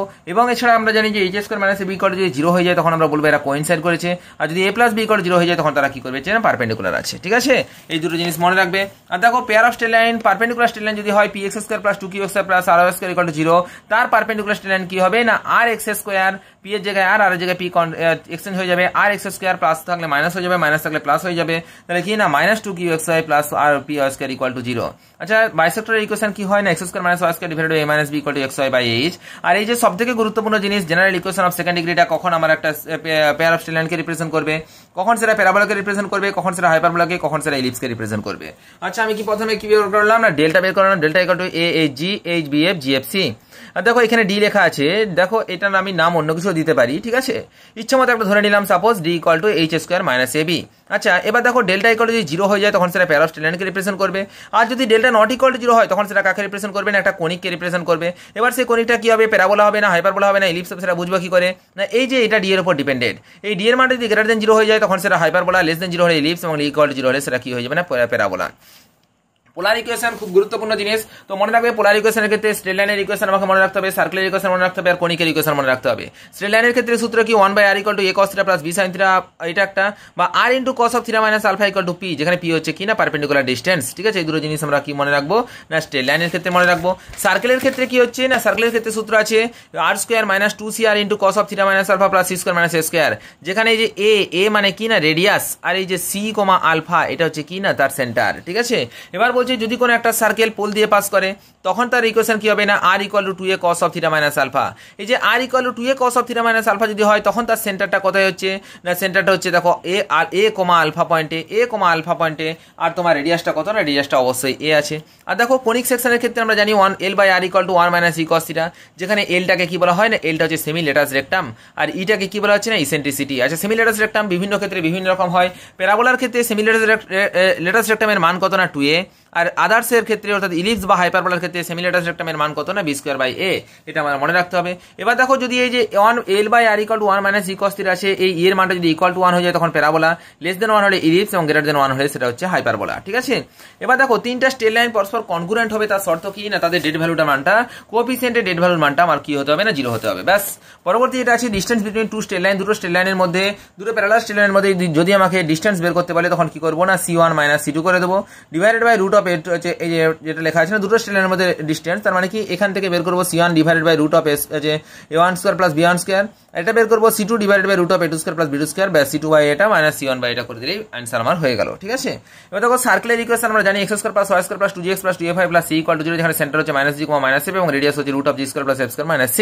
ঠিক আছে, এবার দেখো general equation of straight line কখন general equation of second degree এটা কখন একটা সার্কেলকে রিপ্রেজেন্ট করবে না একটা সার্কেলকে রিপ্রেজেন্ট করবে তখনই যদি আমার a ইকুয়াল টু b হয় এবং যদি h টার্মটা টার্মটা 0 হয়ে যায়। অর্থাৎ সার্কেলকে রিপ্রেজেন্ট করা মানেই এখানে 2hxy এই xy টার্মটা কিন্তু আমার থাকবে না, এটা মনে রাখতে হবে। এবং এই ইকুয়াল টু বি হতে হবে, অর্থাৎ x স্কয়ার আর y স্কয়ারের কোএফিসিয়েন্টটা সমান হতে হবে। এবার দেখো প্যারামেট্রিক ইকুয়েশন কি না, প্যারামেট্রিক ইকুয়েশন হচ্ছে x equal to a cos theta y equal to b a sin theta, এটা মনে রেখে দিতে হবে। দেখো ট্যানজেন্ট এবং নরমাল, ট্যানজেন্ট নরমালের ক্ষেত্রে y minus y1 equal to dydx at the point x1, y1 into x minus x1, এটা হচ্ছে the equation of the tangent at the point x1, y1। এবার দেখো the equation of the circle, সার্কেলের equation কি x square plus y square plus 2gx plus 2a5 plus c equal to 0। এই যখন ট্যানজেন্টের equation বলবে তখন x এর জায়গায় x স্কয়ার যেখানে আছে সেখানে x1 বের করলাম, y স্কয়ারের জায়গায় y1 বের করলাম, 2gx আছে না g ইনটু x এর জায়গায় কি করলাম x plus x1, 2fy y এর জায়গায় কি করলাম না f into y plus y1 plus c equal to 0। ব্যাস এটা হচ্ছে আমার ব্যাপার। পরবর্তী যেটা আছে কন্ডিশন অফ ট্যানজেন্সি, ট্যানজেন্সির ক্ষেত্রে দেখো y কাছে ধরে নিলাম একটা straight line y equal two mx plus c, সেটা একটা সার্কেলের ট্যানজেন্ট কখন হবে না, আমি এটা মনে রেখেছি, মনে রাখার জন্য বলেছিলাম x square by a square plus y square by a square equal to 1। তাহলে কি c equal to root of a square plus a square plus a square, মানে কি সরি যে c equal to root of a square m square plus a square, তার মানে কত হচ্ছে root of plus minus a into root of 1 plus m square. প্যারাবোলার ক্ষেত্রে c equal to কত হয় না a বাই m, হাইপারবোলার ক্ষেত্রে সেই একই জিনিস c equal to root of a square m square minus b square. এবার দেখো ইলিপসের ক্ষেত্রে কি হচ্ছে root of a square m square plus b square. ব্যাস এই হচ্ছে আমার কি না কন্ডিশন অফ ট্যানজেন্সি। আর দেখো ডিরেক্টর সার্কেল যদি হয় ইলিপসের ক্ষেত্রে মনে রাখবে দেখো x square plus y square x square by square plus y square by b square equal to 1 ছিল, তাহলে এই যে এখানে x square plus y square তো হতেই হবে, না হলে সেটা সার্কেলকে রিপ্রেজেন্ট করবে না, সেটা কি হয়ে যাবে না হাইপারবোলা হয়ে যাবে। তো সুতরাং এখানে কি করলাম না x square plus y square, এখানে প্লাস থাকার জন্য এটা ডান দিকে হয়ে যাচ্ছে কত না a square plus b square. হাইপারবোলার ক্ষেত্রে কি না x square by a square minus y square by b square আছে, তো সুতরাং এর ডিরেক্টর সার্কেলের ইকুয়েশনটা কত হবে না x square plus y square equal to a square minus b square হয়ে যাবে। আর সার্কেলের ক্ষেত্রে x square by a square plus y square by a square equal to 1, that means x square plus y square equal to a square plus a square, that means 2 square হচ্ছে আমাদের correct answer. ঠিক আছে, এবার দেখো next আমরা চলে আসি 3D তে। 3D এর মধ্যে আমরা জানি ডিরেকশন রেশিও, ডিরেকশন কোসাইনের ক্ষেত্রে আমরা জানি cos square alpha plus cos square beta plus cos square gamma equal to 1, যেখানে l square plus m square plus n square equal to 1, এটাই তো আমার সূত্র। এবার দেখো এটাকে আমরা লিখতে পারি x by l equal to y by m equal to z by n equal to root of x square plus y square plus z square divided by root of l square plus m square plus n square. ঠিক আছে, এবার দেখো এখানে একটা জিনিস মনে রাখবে, একটা স্ট্রেট লাইন দেওয়া আছে, স্ট্রেট লাইনের ডিরেকশন রেশিও এবং ডিরেকশন কোসাইন কি হবে। দেখো একটা স্ট্রেট লাইনে দুটো পয়েন্ট আছে, p পয়েন্টের স্থানাঙ্ক আছে x1 y1 z1 এবং q পয়েন্টের স্থানাঙ্ক লেখা আছে x2 y2 z2। এবার তাহলে যদি এর মধ্যে ডিরেকশন রেশিও বের করতে পারে তাহলে কি করতে হবে না x2 - x1 y2 - y1 z2 - z1। Direction cosine কত না x2 - x1 divided by pq, y2 - y1 divided by pq, z2 - z1 divided by pq। আর দেখো যখন আমার প্রজেকশন চাইবে একটা স্ট্রেট লাইনের projection on a straight line আর একটা স্ট্রেট লাইন থাকবে, তখন মনে রাখবে যে স্ট্রেট লাইনটার আমার প্রজেকশন বের করতে হবে তার আমার ডিরেকশন রেশিও বের করব, ডিরেকশন রেশিও, আর যার উপর আমাকে প্রজেকশনটা বের করতে হবে তার ডিরেকশন কোসাইন বের করব। এদের ডিরেকশন রেশিও আর ডিরেকশন কোসাইনের গুণফলটা কি হবে না এই গুণফলটাই হবে তার প্রজেকশন। আশা করি জিনিসটা বুঝাতে পারলাম। আচ্ছা নেক্সট আমরা চলে আসছি কোথায় না angle between two straight line. আচ্ছা দুটো স্ট্রেট লাইনের মধ্যবর্তী যে অ্যাঙ্গেলটা আছে সেই অ্যাঙ্গেলটা কি হবে না OP is a line, direction cosine হচ্ছে L1 N1 M1, আর OQ একটা অ্যানাদার স্ট্রেট লাইন যার ডিরেকশন কোসাইন হচ্ছে L2 M2 M2। তাহলে কি cos θ equal to N1 L2 plus M1 M2 plus N1 N2। ব্যাস এটাই হচ্ছে আমার কি না দুটোর মধ্যে অ্যাঙ্গেল। আর দেখো তার যদি একটা প্লেন হয় ax plus by plus cz plus d equal to 0 একটা প্লেন, ওই প্লেনটা যদি x1 y1 z1 একটা পয়েন্ট দিয়ে পাস করে তাহলে তার ইকুয়েশন কত হবে না a into x minus x1 plus b into y minus 1 plus c into z minus z1 equal to 0। দেখো এটাই হচ্ছে আমার কি না একটা পয়েন্ট দিয়ে পাস করা প্লেনের ইকুয়েশন। এবার দেখো যদি দুটো মানে এক degree equation represent the same plane, একটা সেম প্লেনকে রিপ্রেজেন্ট করবে তখন কি কখন না যদি a1 by a2 equal to b1 by b2 equal to c1 by c2 হয় equal to d1 by d2 equal to lambda, অর্থাৎ যদি এটা একটা অপরটা সরল গুণিতক হিসাবে থাকে তখন সেটাকে আমরা কি বলতে পারবো না এরা সেম প্লেনকে রিপ্রেজেন্ট করবে।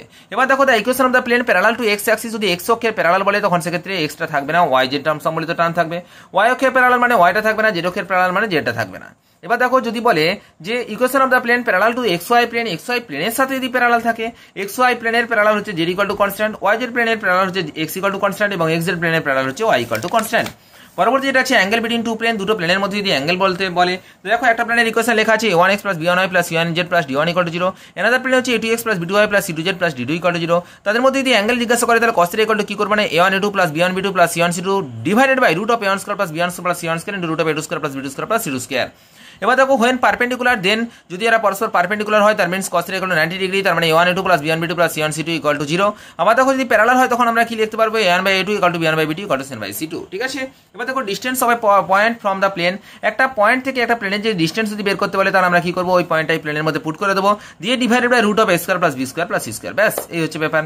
এবার দেখো equation of the straight line whose direction cosine and passes through the point, এটা লেখা আছে। তোমাকে যদি একটা স্ট্রেট লাইনের ইকুয়েশন জিজ্ঞাসা করে তার ডিরেকশন কোসাইনটা লেখা আছে এবং কি তার কোন পয়েন্টে পাস করেছে সেটা লেখা আছে, তাহলে আমরা কি করবো না x minus x dash divided by l equal to y minus y dash divided by m equal to z minus z dash divided by n equal to r। ব্যাস এবার দেখো ডিরেকশন রেশিও যদি জিজ্ঞাসা করে, ডিরেকশন রেশিও যদি দেওয়া থাকে direction কোসাইনের বদলে, তখনও সেক্ষেত্রে কি হবে, একই জিনিস হবে x minus X dash by a equal to y minus Y dash by b equal to z minus z dash by c। পরবর্তী দেখো equation of the X axis, equation of Y axis, equation of Z axis. X axis মানে কি x by 1 হবে বাকিগুলো 0, Y axis মানে y by 1 হবে বাকিগুলো 0, Z axis মানে z বাই 1 হবে বাকিগুলো 0, ঠিক আছে। এবার দেখো যদি কোনো একটা equation of the straight line passing through the x1 y1 z1 এবং x2 y2 z2, যদি কোনো একটা straight line x1 y1 z1 এবং x2 y2 z2 দ্বারা পাস করে, তখন সেটা কি হবে, x minus x1 divided by x1 minus x2 equal to y minus y1 divided by y1 minus y2, z minus z1 divided by z1 minus z2, ঠিক আছে। তো এই জিনিস আমার মনে রাখতে হবে। এবার দেখো দ্য স্ট্রেট লাইন বলছে কোনো একটা প্লেনের উপর, প্লেনের সাথে কোনো একটা স্ট্রেট লাইন যদি প্যারালাল থাকে, তাহলে ওই প্লেনের সাথে পারপেন্ডিকুলার প্লেনের সাথে ওই স্ট্রেট লাইনটা কি থাকবে না, পারপেন্ডিকুলার থাকবে। তখন তার শর্তটা কি না, al plus bm plus cn equal to 0। আবার দেখো কোনো একটা প্লেনের সাথে কোনো একটা স্ট্রেট লাইন যদি পারপেন্ডিকুলার থাকে, তাহলে ওই প্লেনের সাথে যে প্লেনটা পারপেন্ডিকুলার থাকছে সেই প্লেনের সাথে এই স্ট্রেট লাইনটা কি হবে না, প্যারালাল হবে। তার শর্ত কি না, l by a equal to m by b equal to n by c, ঠিক আছে। এবার দেখো একটা স্ট্রেট লাইন এবং একটা প্লেনের মধ্যে যদি আমাকে অ্যাঙ্গেল জানতে চাই, দেখো আমি যেমন লিখে দিয়েছি একটা স্ট্রেট লাইনের equation x minus X dash by l equal to y minus Y dash by m equal to z minus z dash by n, এবং একটা প্লেন আছে x plus by plus z plus d equal to 0, তাদের মধ্যবর্তী যদি অ্যাঙ্গেলটা যদি sin theta হয়, তাহলে sin theta equal to l plus bm plus cn divided by root of l square plus m square plus n square into root of a square plus b square plus c square. এই জিনিসটা একদম easy জিনিস, আমরা জানি আমরা সবাই। এবার দেখো কন্ডিশন অফ কোপ্ল্যানারিটি, যদি আমাকে কোপ্ল্যানারিটি বলে দুটো স্ট্রেট লাইন পরস্পর কোপ্ল্যানার আছে কিনা, তখন আমরা কি করব না, দেখো এই যে এখান থেকে যে x1 y1 z1 এর যে তিনটে পয়েন্ট আছে না, এটা কোন পয়েন্ট দিয়ে পাস করেছে, x1 y1 z1 পয়েন্ট দিয়ে পাস করেছে। এই স্ট্রেট লাইনটা কোন পয়েন্ট দিয়ে পাস করেছে না, x2 y2 z2 পয়েন্ট দিয়ে পাস করেছে। তাহলে এই দুজনের মধ্যে ডিরেকশন রেশিওটাকে বের করে নেব। দেখো direction ratio x2 minus x1 y2 minus y1 z2 minus z1, আর এর ডিরেকশন কোসাইন কত আছে না, l1 n1 m1, আর এটা কি আছে l2 m2 n2, ব্যাস এদের ডেট ভ্যালুটা 0 করে দেবো। যদি 0 হয়ে যায় তখন সেটা কন্ডিশন অফ কোপ্ল্যানারিটি, আদারওয়াইজ নট। এবার দেখো ইন্টিগ্রাল ক্যালকুলাসের ক্ষেত্রে কি বলেছিলাম, ইন্টিগ্রাল ক্যালকুলাসের ক্ষেত্রে বেশ কিছু ইম্পর্টেন্ট সূত্র বলেছিলাম, তার মধ্যে সবথেকে বেশি গুরুত্বপূর্ণ যেটা বলে দিয়েছিলাম, integration 0 to 1 f of x dx equal to limit n tending to infinity 1 by n into summation f of r by n। এই যে এখানে r বাই n যেটা থাকবে না, r বাই n এর জায়গায় দেখো লেখা আছে কিনা f of x, আর দেখো এখানে ইন্টিগ্রেশন আমাকে যে কোনো উপায়ে নিয়ে আসতে হবে কত না, limit n tending to infinity 1 by n into summation f of r by n, ঠিক আছে। এই ফর্মে আমাকে নিয়ে আসতে হবে। এবার দেখো আমি যেটা বলেছিলাম দুটো ইন্টিগ্রেশন খুব গুরুত্বপূর্ণ, dx by root of x square minus x square এর ইন্টিগ্রেশনটা কত হচ্ছে না, sin inverse x by a, আর শুধুমাত্র root of x square minus x square into dx এর ইন্টিগ্রেশন কত হচ্ছে না, x into root of x square minus x square by 2 plus x square by 2 into sin inverse x by a। এই দুটো জিনিস আমাদের মনে রাখতে হবে। এবং একটা জিনিস মনে রাখবে যে 1 মাইনাস এক্স স্কয়ার যদি কোনো টার্ম থাকে, তাহলে সেক্ষেত্রে x equal two sin theta ধরতে হবে। 1 প্লাস এক্স স্কয়ার সম্বলিত কোনো টার্ম থাকলে সেখানে x equal to tan theta ধরতে হবে। আর এরিয়ার ক্ষেত্রে সূত্রটা কি হয় না, integration y into dx or integration x into y। আর পোলার ফর্মের ক্ষেত্রে কি হচ্ছে, half into r square into d theta. আর ভলিউম যখন বের করতে হয় তখন সেক্ষেত্রে কি হবে না, pi into y square dx। দেখো এরিয়া হচ্ছে কি না y dx, আর এটা হচ্ছে y স্কয়ার dx, তার সামনে একটা কি আসবে না, পাই আসবে, ব্যাস। এবার দেখো যে ভেক্টর অ্যালজেব্রার মধ্যে কি না, ভেক্টরে যখন আমাকে কোপ্ল্যানারিটি বা কোলিনিয়ারিটি বের করতে বলবে দুটো বা তিনটা ভেক্টরের মধ্যে, আমি তখন তার ডেট ভ্যালুটা 0 করে দেবো, ব্যাস এইটুকুই আমার মনে রাখতে হবে। এবার দেখো ভেক্টরের ডট প্রোডাক্ট আর ক্রস প্রোডাক্ট, তো ভেক্টরের ক্ষেত্রে মনে রাখবে যে তোমার a dot b equal to a into b into cos theta, আর a cross b equal to কি হবে না, a into b into sine theta. আর দেখো দুটো ইউনিট ভেক্টরের যদি ডট প্রোডাক্ট করি, সেম ইউনিট ভেক্টরের ডট প্রোডাক্ট, তখন সেক্ষেত্রে তার ভ্যালুটা 1 হয়। আর দুটো সেম ইউনিট ভেক্টরের যদি ক্রস প্রোডাক্ট হয়ে যায়, তখন তার ভ্যালুটা কত হয়ে যায় না, 0 হয়ে যায়। আবার একই রকম করে দুটো ডিফারেন্ট ইউনিট ভেক্টরের আমরা যদি ডট প্রোডাক্ট করে দিই, তখন সেটা কি হয়ে যাবে না, তখন সেটা 0 হয়ে যাবে, ঠিক আছে, তখন সেটা 0 হয়ে যাবে। আবার দেখো ক্রস প্রোডাক্টের ক্ষেত্রে যেটা বললাম, এবার দেখো একটা আছে ভেক্টর ট্রিপল প্রোডাক্ট, আর যেটা আছে ভেক্টর স্কেলার ট্রিপল প্রোডাক্ট, আর আছে ভেক্টর ট্রিপল প্রোডাক্ট। দেখো a dot b cross c equal to আমরা মনে রাখবো কি না, এটা হচ্ছে স্কেলার ট্রিপল প্রোডাক্ট, আর a cross b cross c হচ্ছে কি না, ভেক্টর ট্রিপল প্রোডাক্ট। আর a dot b plus b cross c, এটা বের করার সবথেকে সহজ নিয়ম কি না, এর কোএফিসিয়েন্ট ডিটারমিনেন্টের মানটা বের করে নেব। এই ডিটারমিনেন্টের মানটাই হবে কি না, box of a b c বা a dot b cross c, এটা হচ্ছে স্কেলার ট্রিপল প্রোডাক্ট। এর মানটা অবশ্যই একটা কি আসবে না, স্কেলার কোয়ান্টিটি আসবে, ঠিক আছে। আর দেখো যদি a cross b cross c হয়, তাহলে সেক্ষেত্রে 1 3 2 আর 1 2 3 রুল ফলো করব, অর্থাৎ a into c a dot c into b minus a dot b into c, ব্যাস এই সূত্র আমরা অ্যাপ্লাই করার চেষ্টা করব। এবার দেখো যদি a dot b equal to 0 হয়ে যায়, তখন আমরা জানি a is perpendicular to b, a cross b equal to 0 হলে a is parallel to b, a cross b equal to c হলে তখন c কি বলছে না, c is perpendicular to a and b। আবার দেখো a ক্রস b যদি কি হয় না, a ক্রস b একটা কি করে না, এরিয়া অফ দ্য প্যারালালোগ্রামকে রিপ্রেজেন্ট করে। আর যদি তোমাকে একটা ট্রায়াঙ্গেল বলা থাকে, তার a আর b দিয়ে থাকে, তাহলে সেক্ষেত্রে কি হবে না, তার এরিয়া হচ্ছে কি half into a into b। আর দেখো a b c যদি এর বক্স ভ্যালুটা যদি 0 হয়ে যায়, তখন সেটা কি হয় না, তার পরস্পর কোপ্ল্যানার ভেক্টর হয়, খুব গুরুত্বপূর্ণ। আর যদি তোমাকে জিজ্ঞাসা করে ভলিউম অফ প্যারালালোপিপেড, তখন মনে রাখবে এই যে এই box of a b c, অর্থাৎ এর মানটা আমাকে বের করে দিলে সেটা কি হয়ে যাবে না, ভলিউম অফ প্যারালালোপিপেড। এবার দেখো component of the vector a along b, আর একটা জিনিস আছে projection of a and b। আচ্ছা component of the vector a along b যদি বলে, তখন মনে রাখবে a dot b divided by b square into mod of b square into b, ঠিক আছে। আর এখানে যখন বলবে component of vector A perpendicular to B, perpendicular যখনই বলে দেবে তখন এখানে কিন্তু আর ডট প্রোডাক্ট থাকবে না, তখন সেটা হয়ে যাবে cross product B cross A cross B divided by mod of B তার whole square. Projection of A on B যদি হয় তখন সেটা কি হবে না A dot B divided by mod of B. ঠিক আছে, তো এই হচ্ছে কিনা প্রজেকশন। ঠিক আছে, পরবর্তী যেটা আসছি সেটা হচ্ছে কিনা অ্যানালাইটিক্যাল ডাইনামিক্স। ঠিক আছে, আচ্ছা ডিনামিক্সের ক্ষেত্রে যেগুলো পরীক্ষার জন্য খুব গুরুত্বপূর্ণ সেটা হচ্ছে আমার যে সূত্রগুলো আছে, ভি আছে particle moving in straight line, যখন একটা স্ট্রেট লাইন বরাবর আসে ভি সমান U plus FT, V square সমান U square plus 2fs, S সমান UT plus half of FT square. যখন এটা কিসে থাকে না ত্বরণে থাকে, যদি মন্দনে থাকে তখন সেটা কি হয়ে যাবে না যতগুলো প্লাস মাঝখানটা আছে সব প্লাসগুলো কি করে দেবো না মাইনাস করে দেবো, তখন সেটা যদি না মন্দনে থাকে। আর দেখো কোনো একটা পার্টিকেলকে যদি আমরা ভার্টিক্যালি আপওয়ার্ড ছুটতে থাকি তাহলে তার সেটা কিসে থাকবে না ত্বরণে থাকবে না মন্দনে থাকবে। যদি উপর দিকে যায় তখন সেটার বেগটা ধীরে ধীরে কমতে থাকবে, দ্যাট মিন্স তারা মন্দনে থাকবে। আর যদি নিচের দিকে আসে তখন সেটা বেগটা ত্বরণে থাকবে। আর এখানে মনে রাখবে এফ মানে কি, এখানে এফ হচ্ছে জি অর্থাৎ অভিকর্ষীয় ত্বরণ এখানে কাজ করে, অর্থাৎ এফ এর জায়গায় জি পুট করে দেবো। জি এর মান আমরা জানি এসআই পদ্ধতিতে হচ্ছে 9.8 metre per second square, CGS পদ্ধতিতে 981 সেন্টিমিটার পার সেকেন্ড স্কয়ার এবং এপিএস পদ্ধতিতে 32 ফুট পার সেকেন্ড স্কয়ার। আর দেখো সিম্পল হারমোনিক মোশনের ক্ষেত্রে আমরা জানি D square X by DT square plus omega square X equal to 0। এটা হচ্ছে আমার কি সিম্পল হারমোনিক মোশনের সূত্র। এর অ্যামপ্লিটিউড হচ্ছে A, time period T equal to 2 pi by omega, frequency হচ্ছে এন ইকুয়াল টু কত হয় না 1 by T, that means omega by 2 pi. আর ভেলোসিটি যদি বের করতে পারে velocity V equal to omega into root of A square minus X square. আর অ্যাক্সিলারেশন এই যেটা বললাম F equal to minus omega square X by D square X by DT square, তাই তো acceleration equal to minus omega square x. ব্যাস, পরবর্তী যেটা আছে সেটা হচ্ছে কিনা সিম্পল হারমোনিক মোশনের যে সূত্র আছে, সূত্রের মধ্যে টাইম পিরিয়ড যেটা খুব গুরুত্বপূর্ণ, time period T equal to কত 2 pi into root of L by G. এবার দেখো এখানে এই চারটা জিনিসের মধ্যে একটা জিনিস পরীক্ষায় পড়বেই, একদম বলে রাখলাম 100% শিওর। দেখো রেডিয়াল ভেলোসিটি যদি হয় তখন সেক্ষেত্রে আর ডট, সেক্ষেত্রে কি না DR by DT. Cross radial velocity কি হয় না R into theta dot. Radial acceleration কি না R double dot minus R theta ডটের হোল স্কয়ার। ঠিক আছে, R double dot minus R theta ডটের whole square. Cross radial acceleration কি না 1 by R into DDT of R square theta dot. আর দেখো যদি এরিয়াল ভেলোসিটি বলে তখন সেটা কি হচ্ছে না হাফ ইন্টু আর স্কয়ার থিটা ডট। আর অ্যাঙ্গুলার ভেলোসিটি বলে সেটা কি হচ্ছে না ভিপি বাই আর স্কয়ার। এগুলো খুব গুরুত্বপূর্ণ, ওটা ভালো করে দেখে নেবে। Equation of the center orbit, center অরবিটের ইকুয়েশন কি হয় না D square U by D theta square plus U equal to P by H square U square.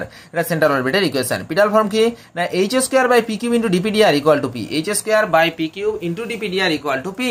ঠিক আছে, এবার দেখো এখানে কি না এইচটা কি না এইচটাকে বলা হচ্ছে অ্যাঙ্গুলার মোমেন্টাম পার ইউনিট মাস, যেটাকে এইচ ইকুয়াল টু আমরা জানি কি না আর স্কয়ার থিটা ডট। আর এমএইচ যদি বলে সেটা হচ্ছে মোমেন্ট অফ মোমেন্টাম। ঠিক আছে, এটাকে বলা হয় MH, MH equal to M r square theta dot. দেখো এম তো আছে, এইচ মানে আর স্কয়ার থিটা ডট, আর তার সামনে একটা এম আছে মানে M r square theta dot. এবার দেখো এইচ ইকুয়াল টু ভিপি, এই সূত্রটা খুব গুরুত্বপূর্ণ। আর দেখো ট্যানজেনশিয়াল অ্যাক্সেলারেশন আর নরমাল অ্যাক্সেলারেশন খুব গুরুত্বপূর্ণ জিনিস। ট্যানজেনশিয়াল অ্যাক্সেলারেশন যদি বের করতে পারে তাহলে V into DV by DS, আর নরমাল অ্যাক্সেলারেশন হচ্ছে কি না ভি স্কয়ার বাই রো। দেখো এই ডিনামিক্সের অঙ্কগুলো তোমরা একটু খুব ভালো করে দেখবে, কিন্তু বারবার বলে রাখছি। ওয়ার্ক ডানের ক্ষেত্রে কি হবে না W equal two F into S, তাহলে এফ ইন্টু ডিএস। আর যদি এটা হয় তাহলে সেক্ষেত্রে ডট প্রোডাক্টের ক্ষেত্রে কি হবে না F into S into cos theta. ঠিক আছে, আর পাওয়ার সেক্ষেত্রে কি হবে না পাওয়ার পি ইকুয়াল টু আমরা জানি W by T, that means F into S divide by T, that means F into V. আর দেখো ওয়ার্ক এনার্জি থিওরেম কি না work done equal to change of kinetic energy, তার মানে কি না work done W equal to half of M into V square minus half of M into U square. ব্যাস, এটা হচ্ছে work done in work energy theorem. এবার যেটা আছে principal of conservation of linear momentum, এর সূত্রটা হচ্ছে m1 plus m2 equal two m1 v1 plus m2 v2। ঠিক আছে, দেখো অর্থাৎ কি না ইম্পালসের আগে এবং ইম্পালসের পরে যে টোটাল যে মানে মোমেন্ট যেটা আছে সেটা হচ্ছে m1 প্লাস m2 এই যে মোমেন্টামটা অবশ্যই কি হচ্ছে না সংরক্ষিত থাকছে। এবার দেখো impulse of the force, impulse মানে কি না change in momentum. Change in momentum মানে কি অর্থাৎ সাপোজ একটা বস্তু কোনো ইউ বেগে চলছিল, তার হঠাৎ করে তার গতিবেগটা বেড়ে হলো ভি, তার মানে প্রাথমিক মোমেন্টাম হচ্ছে এমইউ। মোমেন্টাম মানে ভর ইন্টু বেগ অর্থাৎ ভর বেগ, যেটাকে বাংলায় বলছে ভর বেগ। ঠিক আছে, এমভি মাইনাস এমইউ, এটা হচ্ছে কি না change in momentum, that is called the impulse. আর দেখো মোমেন্ট অফ ফোর্স যদি বলে তখন সেটার নাম হচ্ছে টর্ক। টর্ক মানে কি না বল ইন্টু বলের ক্রিয়া রেখা লম্ব দূরত্ব, ফোর্স ইন্টু ডিস্টেন্স। দেখো রিবাউন্স যদি হয় কোন একটা বলকে উপর থেকে নিচে থেকে ফেললাম সেটা আবার রিবাউন্স হয়ে গেল, অর্থাৎ এইচ উচ্চতা থেকে যদি তাকে ফেলি এবং এইচ ড্যাশ উচ্চতা পর্যন্ত যদি সে ওঠে তাহলে তার রিবাউন্স ইকুয়াল টু কি হবে না H dash equal to square into H. এটা আমাদেরকে মনে রাখতে হবে। আর V by U equal to E. আচ্ছা নেক্সট আমরা যেটা চলে আসছি সেটা হচ্ছে কোথায় না নিউমেরিক্যাল পার্টে। নিউমেরিক্যাল পার্টের ক্ষেত্রে একটা জিনিস আমরা খুব গুরুত্বপূর্ণ জিনিস মনে রাখবো, E A less equal to half into 10 to the power minus M, যেখানে মনে রাখবে এম হচ্ছে কিনা ডেসিমাল প্লেসেস। আর ইআরটা হবে কি ER less equal to 1 by K into 10 to the power minus N minus 1। ঠিক আছে, আর দেখো ডেল্টা ইকুয়াল টু কি delta equal to E minus 1 আমি বলেছিলাম। ডেল্টা মানে ডি মনে রাখবো, ই মানে হচ্ছে ই মনে রাখবো। ডি এর থেকে ডি ইকুয়াল টু কি না ই এর থেকে 1 কম করবো তবে তো ডি আসবে। আবার দেখো ডি এর সাথে 1 বাড়াবো তবে তো ই আসবে। তাহলে del equal to E minus 1 আর E equal to del plus 1, এটা মনে রেখে দিবে। 1 plus delta into 1 minus lambda equal to 1, delta lambda equal to delta minus lambda. এগুলো কয়েকটা বেশ কয়েকটা সূত্র আছে, সূত্রগুলো হুবহু মনে রেখে দেবে একদম। আমরা চলে আসি কোথায় না সিমসন 1/3 রুল, খুব গুরুত্বপূর্ণ মনে রাখবে। a to B F of X DX equal to H by 3 into y0 plus 4 into y1 plus y2। এটা y0 plus 4 into y1 plus y2, এটা হচ্ছে কিনা সিম্পসন ওয়ান থার্ড রুল। আর যখন আমার এটা তোমার মানে কম্পোজিট ফর্ম চলে আসবে তখন কি হবে না h/3 ইন্টু প্রথমে y0 আর লাস্টে yn, এই দুটো লিখে দিলাম।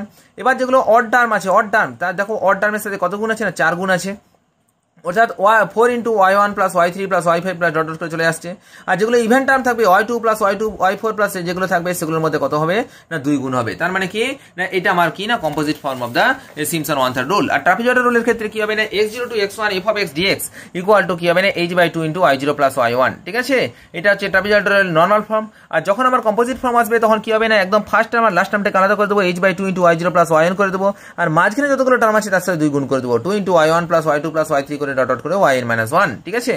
আচ্ছা, ট্রাপিজয়েডাল রুলের এরর কোনটা খুব গুরুত্বপূর্ণ, এটা মনে রাখবে e equal to minus H square by 12 into F double dash যায়। আর সিম্পসন ওয়ান থার্ড রুলের ক্ষেত্রে e equal to minus H to the power 5 by 90 into F to the power 4 into যায়, যেখানে e ইকুয়াল টু আবার দেখো যদি সিম্পসনের কম্পোজিট ওয়ান থার্ড রুলের যখন Simpson composite one third rule হবে তখন তার এটা কি হবে না e equal to minus n into H to the power 5 divided 180 into F to the power 4 into যায়, যেখানে l ইজ ইকুয়াল টু যায়, l is equal to b। Regula falsi method হচ্ছে কি না xn plus 1 equal to n minus f of n divided by f of bn minus a, f of bn minus f of n into b minus n। আর এনার মেথডটা কি না এনার মেথডটা হচ্ছে খুব গুরুত্বপূর্ণ, এর উপর বেস করে অঙ্ক পড়তে পারে। xn plus 1 equal to xn minus f of xn divided by f dash xn। দেখো রেট অফ কনভারজেন্সি এর কত না কোয়াড্রেটিক। আর দেখো যখন আমার এটাকে আবার অনেকগুলো ফর্ম আছে, যখন তোমার মডিফাইড যে এনার মেথড আসবে তখন কি হচ্ছে না xn plus 1 equal to xn minus f of xn divided by f dash x0। Modified এনার মেথডের আবার যে রেট অফ কনভারজেন্সি কত হয়ে যাচ্ছে না লিনিয়ার হয়ে যাচ্ছে। আর যদি আমার তোমাকে বলে যে মাল্টি রুট থাকবে তখন সেক্ষেত্রে কি হবে না সেক্ষেত্রে xn plus 1 equal to xn minus p into xn p into f of xn divided by f double dash xn, যেখানে n equal to 0 1 2 3 dot dot করে ইনফিনিটি, ঠিক আছে। রেট কি হচ্ছে না রেট অফ কনভারজেন্সি হচ্ছে কোয়াড্রেটিক। আশা করি জিনিসটা বুঝতে পারলাম। যত সমস্ত থিওরেমগুলো আছে সমস্ত থিওরেম আশা করি আজকে আলোচনা করে দিলাম। সবাই তোমরা ভালোভাবে পরীক্ষা দাও। নমস্কার, জয় হিন্দ, দেখা হচ্ছে পরের ভিডিওতে। তো তার আগে একটা কথা আমি বলে রাখি প্রত্যেককে, আমি কিন্তু মেনলি কম্পিটিটিভের একজন টিচার বা স্টুডেন্ট বলতে পারো, ঠিক আছে। এবং তোমাদের নেক্সট আগামী যে সমস্ত পরীক্ষাগুলো আছে, তো আমার যে সমস্ত সাবস্ক্রাইবার যারা আছেন তাদের কাছে আমার প্রত্যেক একটা রিকোয়েস্ট হচ্ছে কি না তারা অবশ্যই আমার চ্যানেলটাকে আনসাবস্ক্রাইবটা করে দেবেন না। আমি রীতিমতো ভিডিও দিতে থাকবো, যে সমস্ত কম্পিটিটিভ এক্সামগুলো আছে সেই সমস্ত কম্পিটিটিভ এক্সামের জন্য ভিডিও দিতে থাকবো। এবং কি তার সাথে সাথে এই যে সামনে যে সমস্ত আদার্স এক্সামগুলো আছে সমস্ত এক্সামের সাথে সাথে যে গ্রুপ সি গ্রুপ ডির ফর্ম বেরোবে, গ্রুপ সি গ্রুপ ডির জন্য আমি রীতিমতোভাবে যেমনভাবে যতটা সম্ভব আমার পসিবল হয় ততটা সম্ভব ভালোভাবে আমি ক্লাস করানোর চেষ্টা করব। এবং তার সাথে সাথে আশা করা যাচ্ছে, আমি আমার নিজস্ব অভিজ্ঞতা থেকেও বলছি যে আমার কম্পিটিটিভের যে সমস্ত ম্যাথমেটিক্সের যে সমস্ত শর্টকাট রুল থেকে শুরু করে হিস্ট্রি জিওগ্রাফির বেশ সুন্দর করে আমার খাতাপত্র রেডি করা আছে এবং খুব ভালোভাবে আমি জিনিসগুলো তৈরি করে রেখেছি, যা আমাদের কম্পিটিটিভ এক্সামের ক্ষেত্রে খুবই কাজে লাগবে এবং প্রত্যেকের ক্ষেত্রে আশা করি হেল্পফুল হবে। এবং আমি প্রত্যেকে রিকোয়েস্ট করবো তোমরা অবশ্যই তোমাদের চেনা পরিচিত যতজন আছে সবাইকে বলো যেন সবাই চ্যানেলটার উপর একটু ভালোভাবে ফোকাস করে। অবশ্যই যদি ভালো লাগে তবে সাবস্ক্রাইব করতে বলছি না, অবশ্যই একটু দেখতে বলবে। নমস্কার, জয় হিন্দ, দেখা হচ্ছে পরের ভিডিওতে।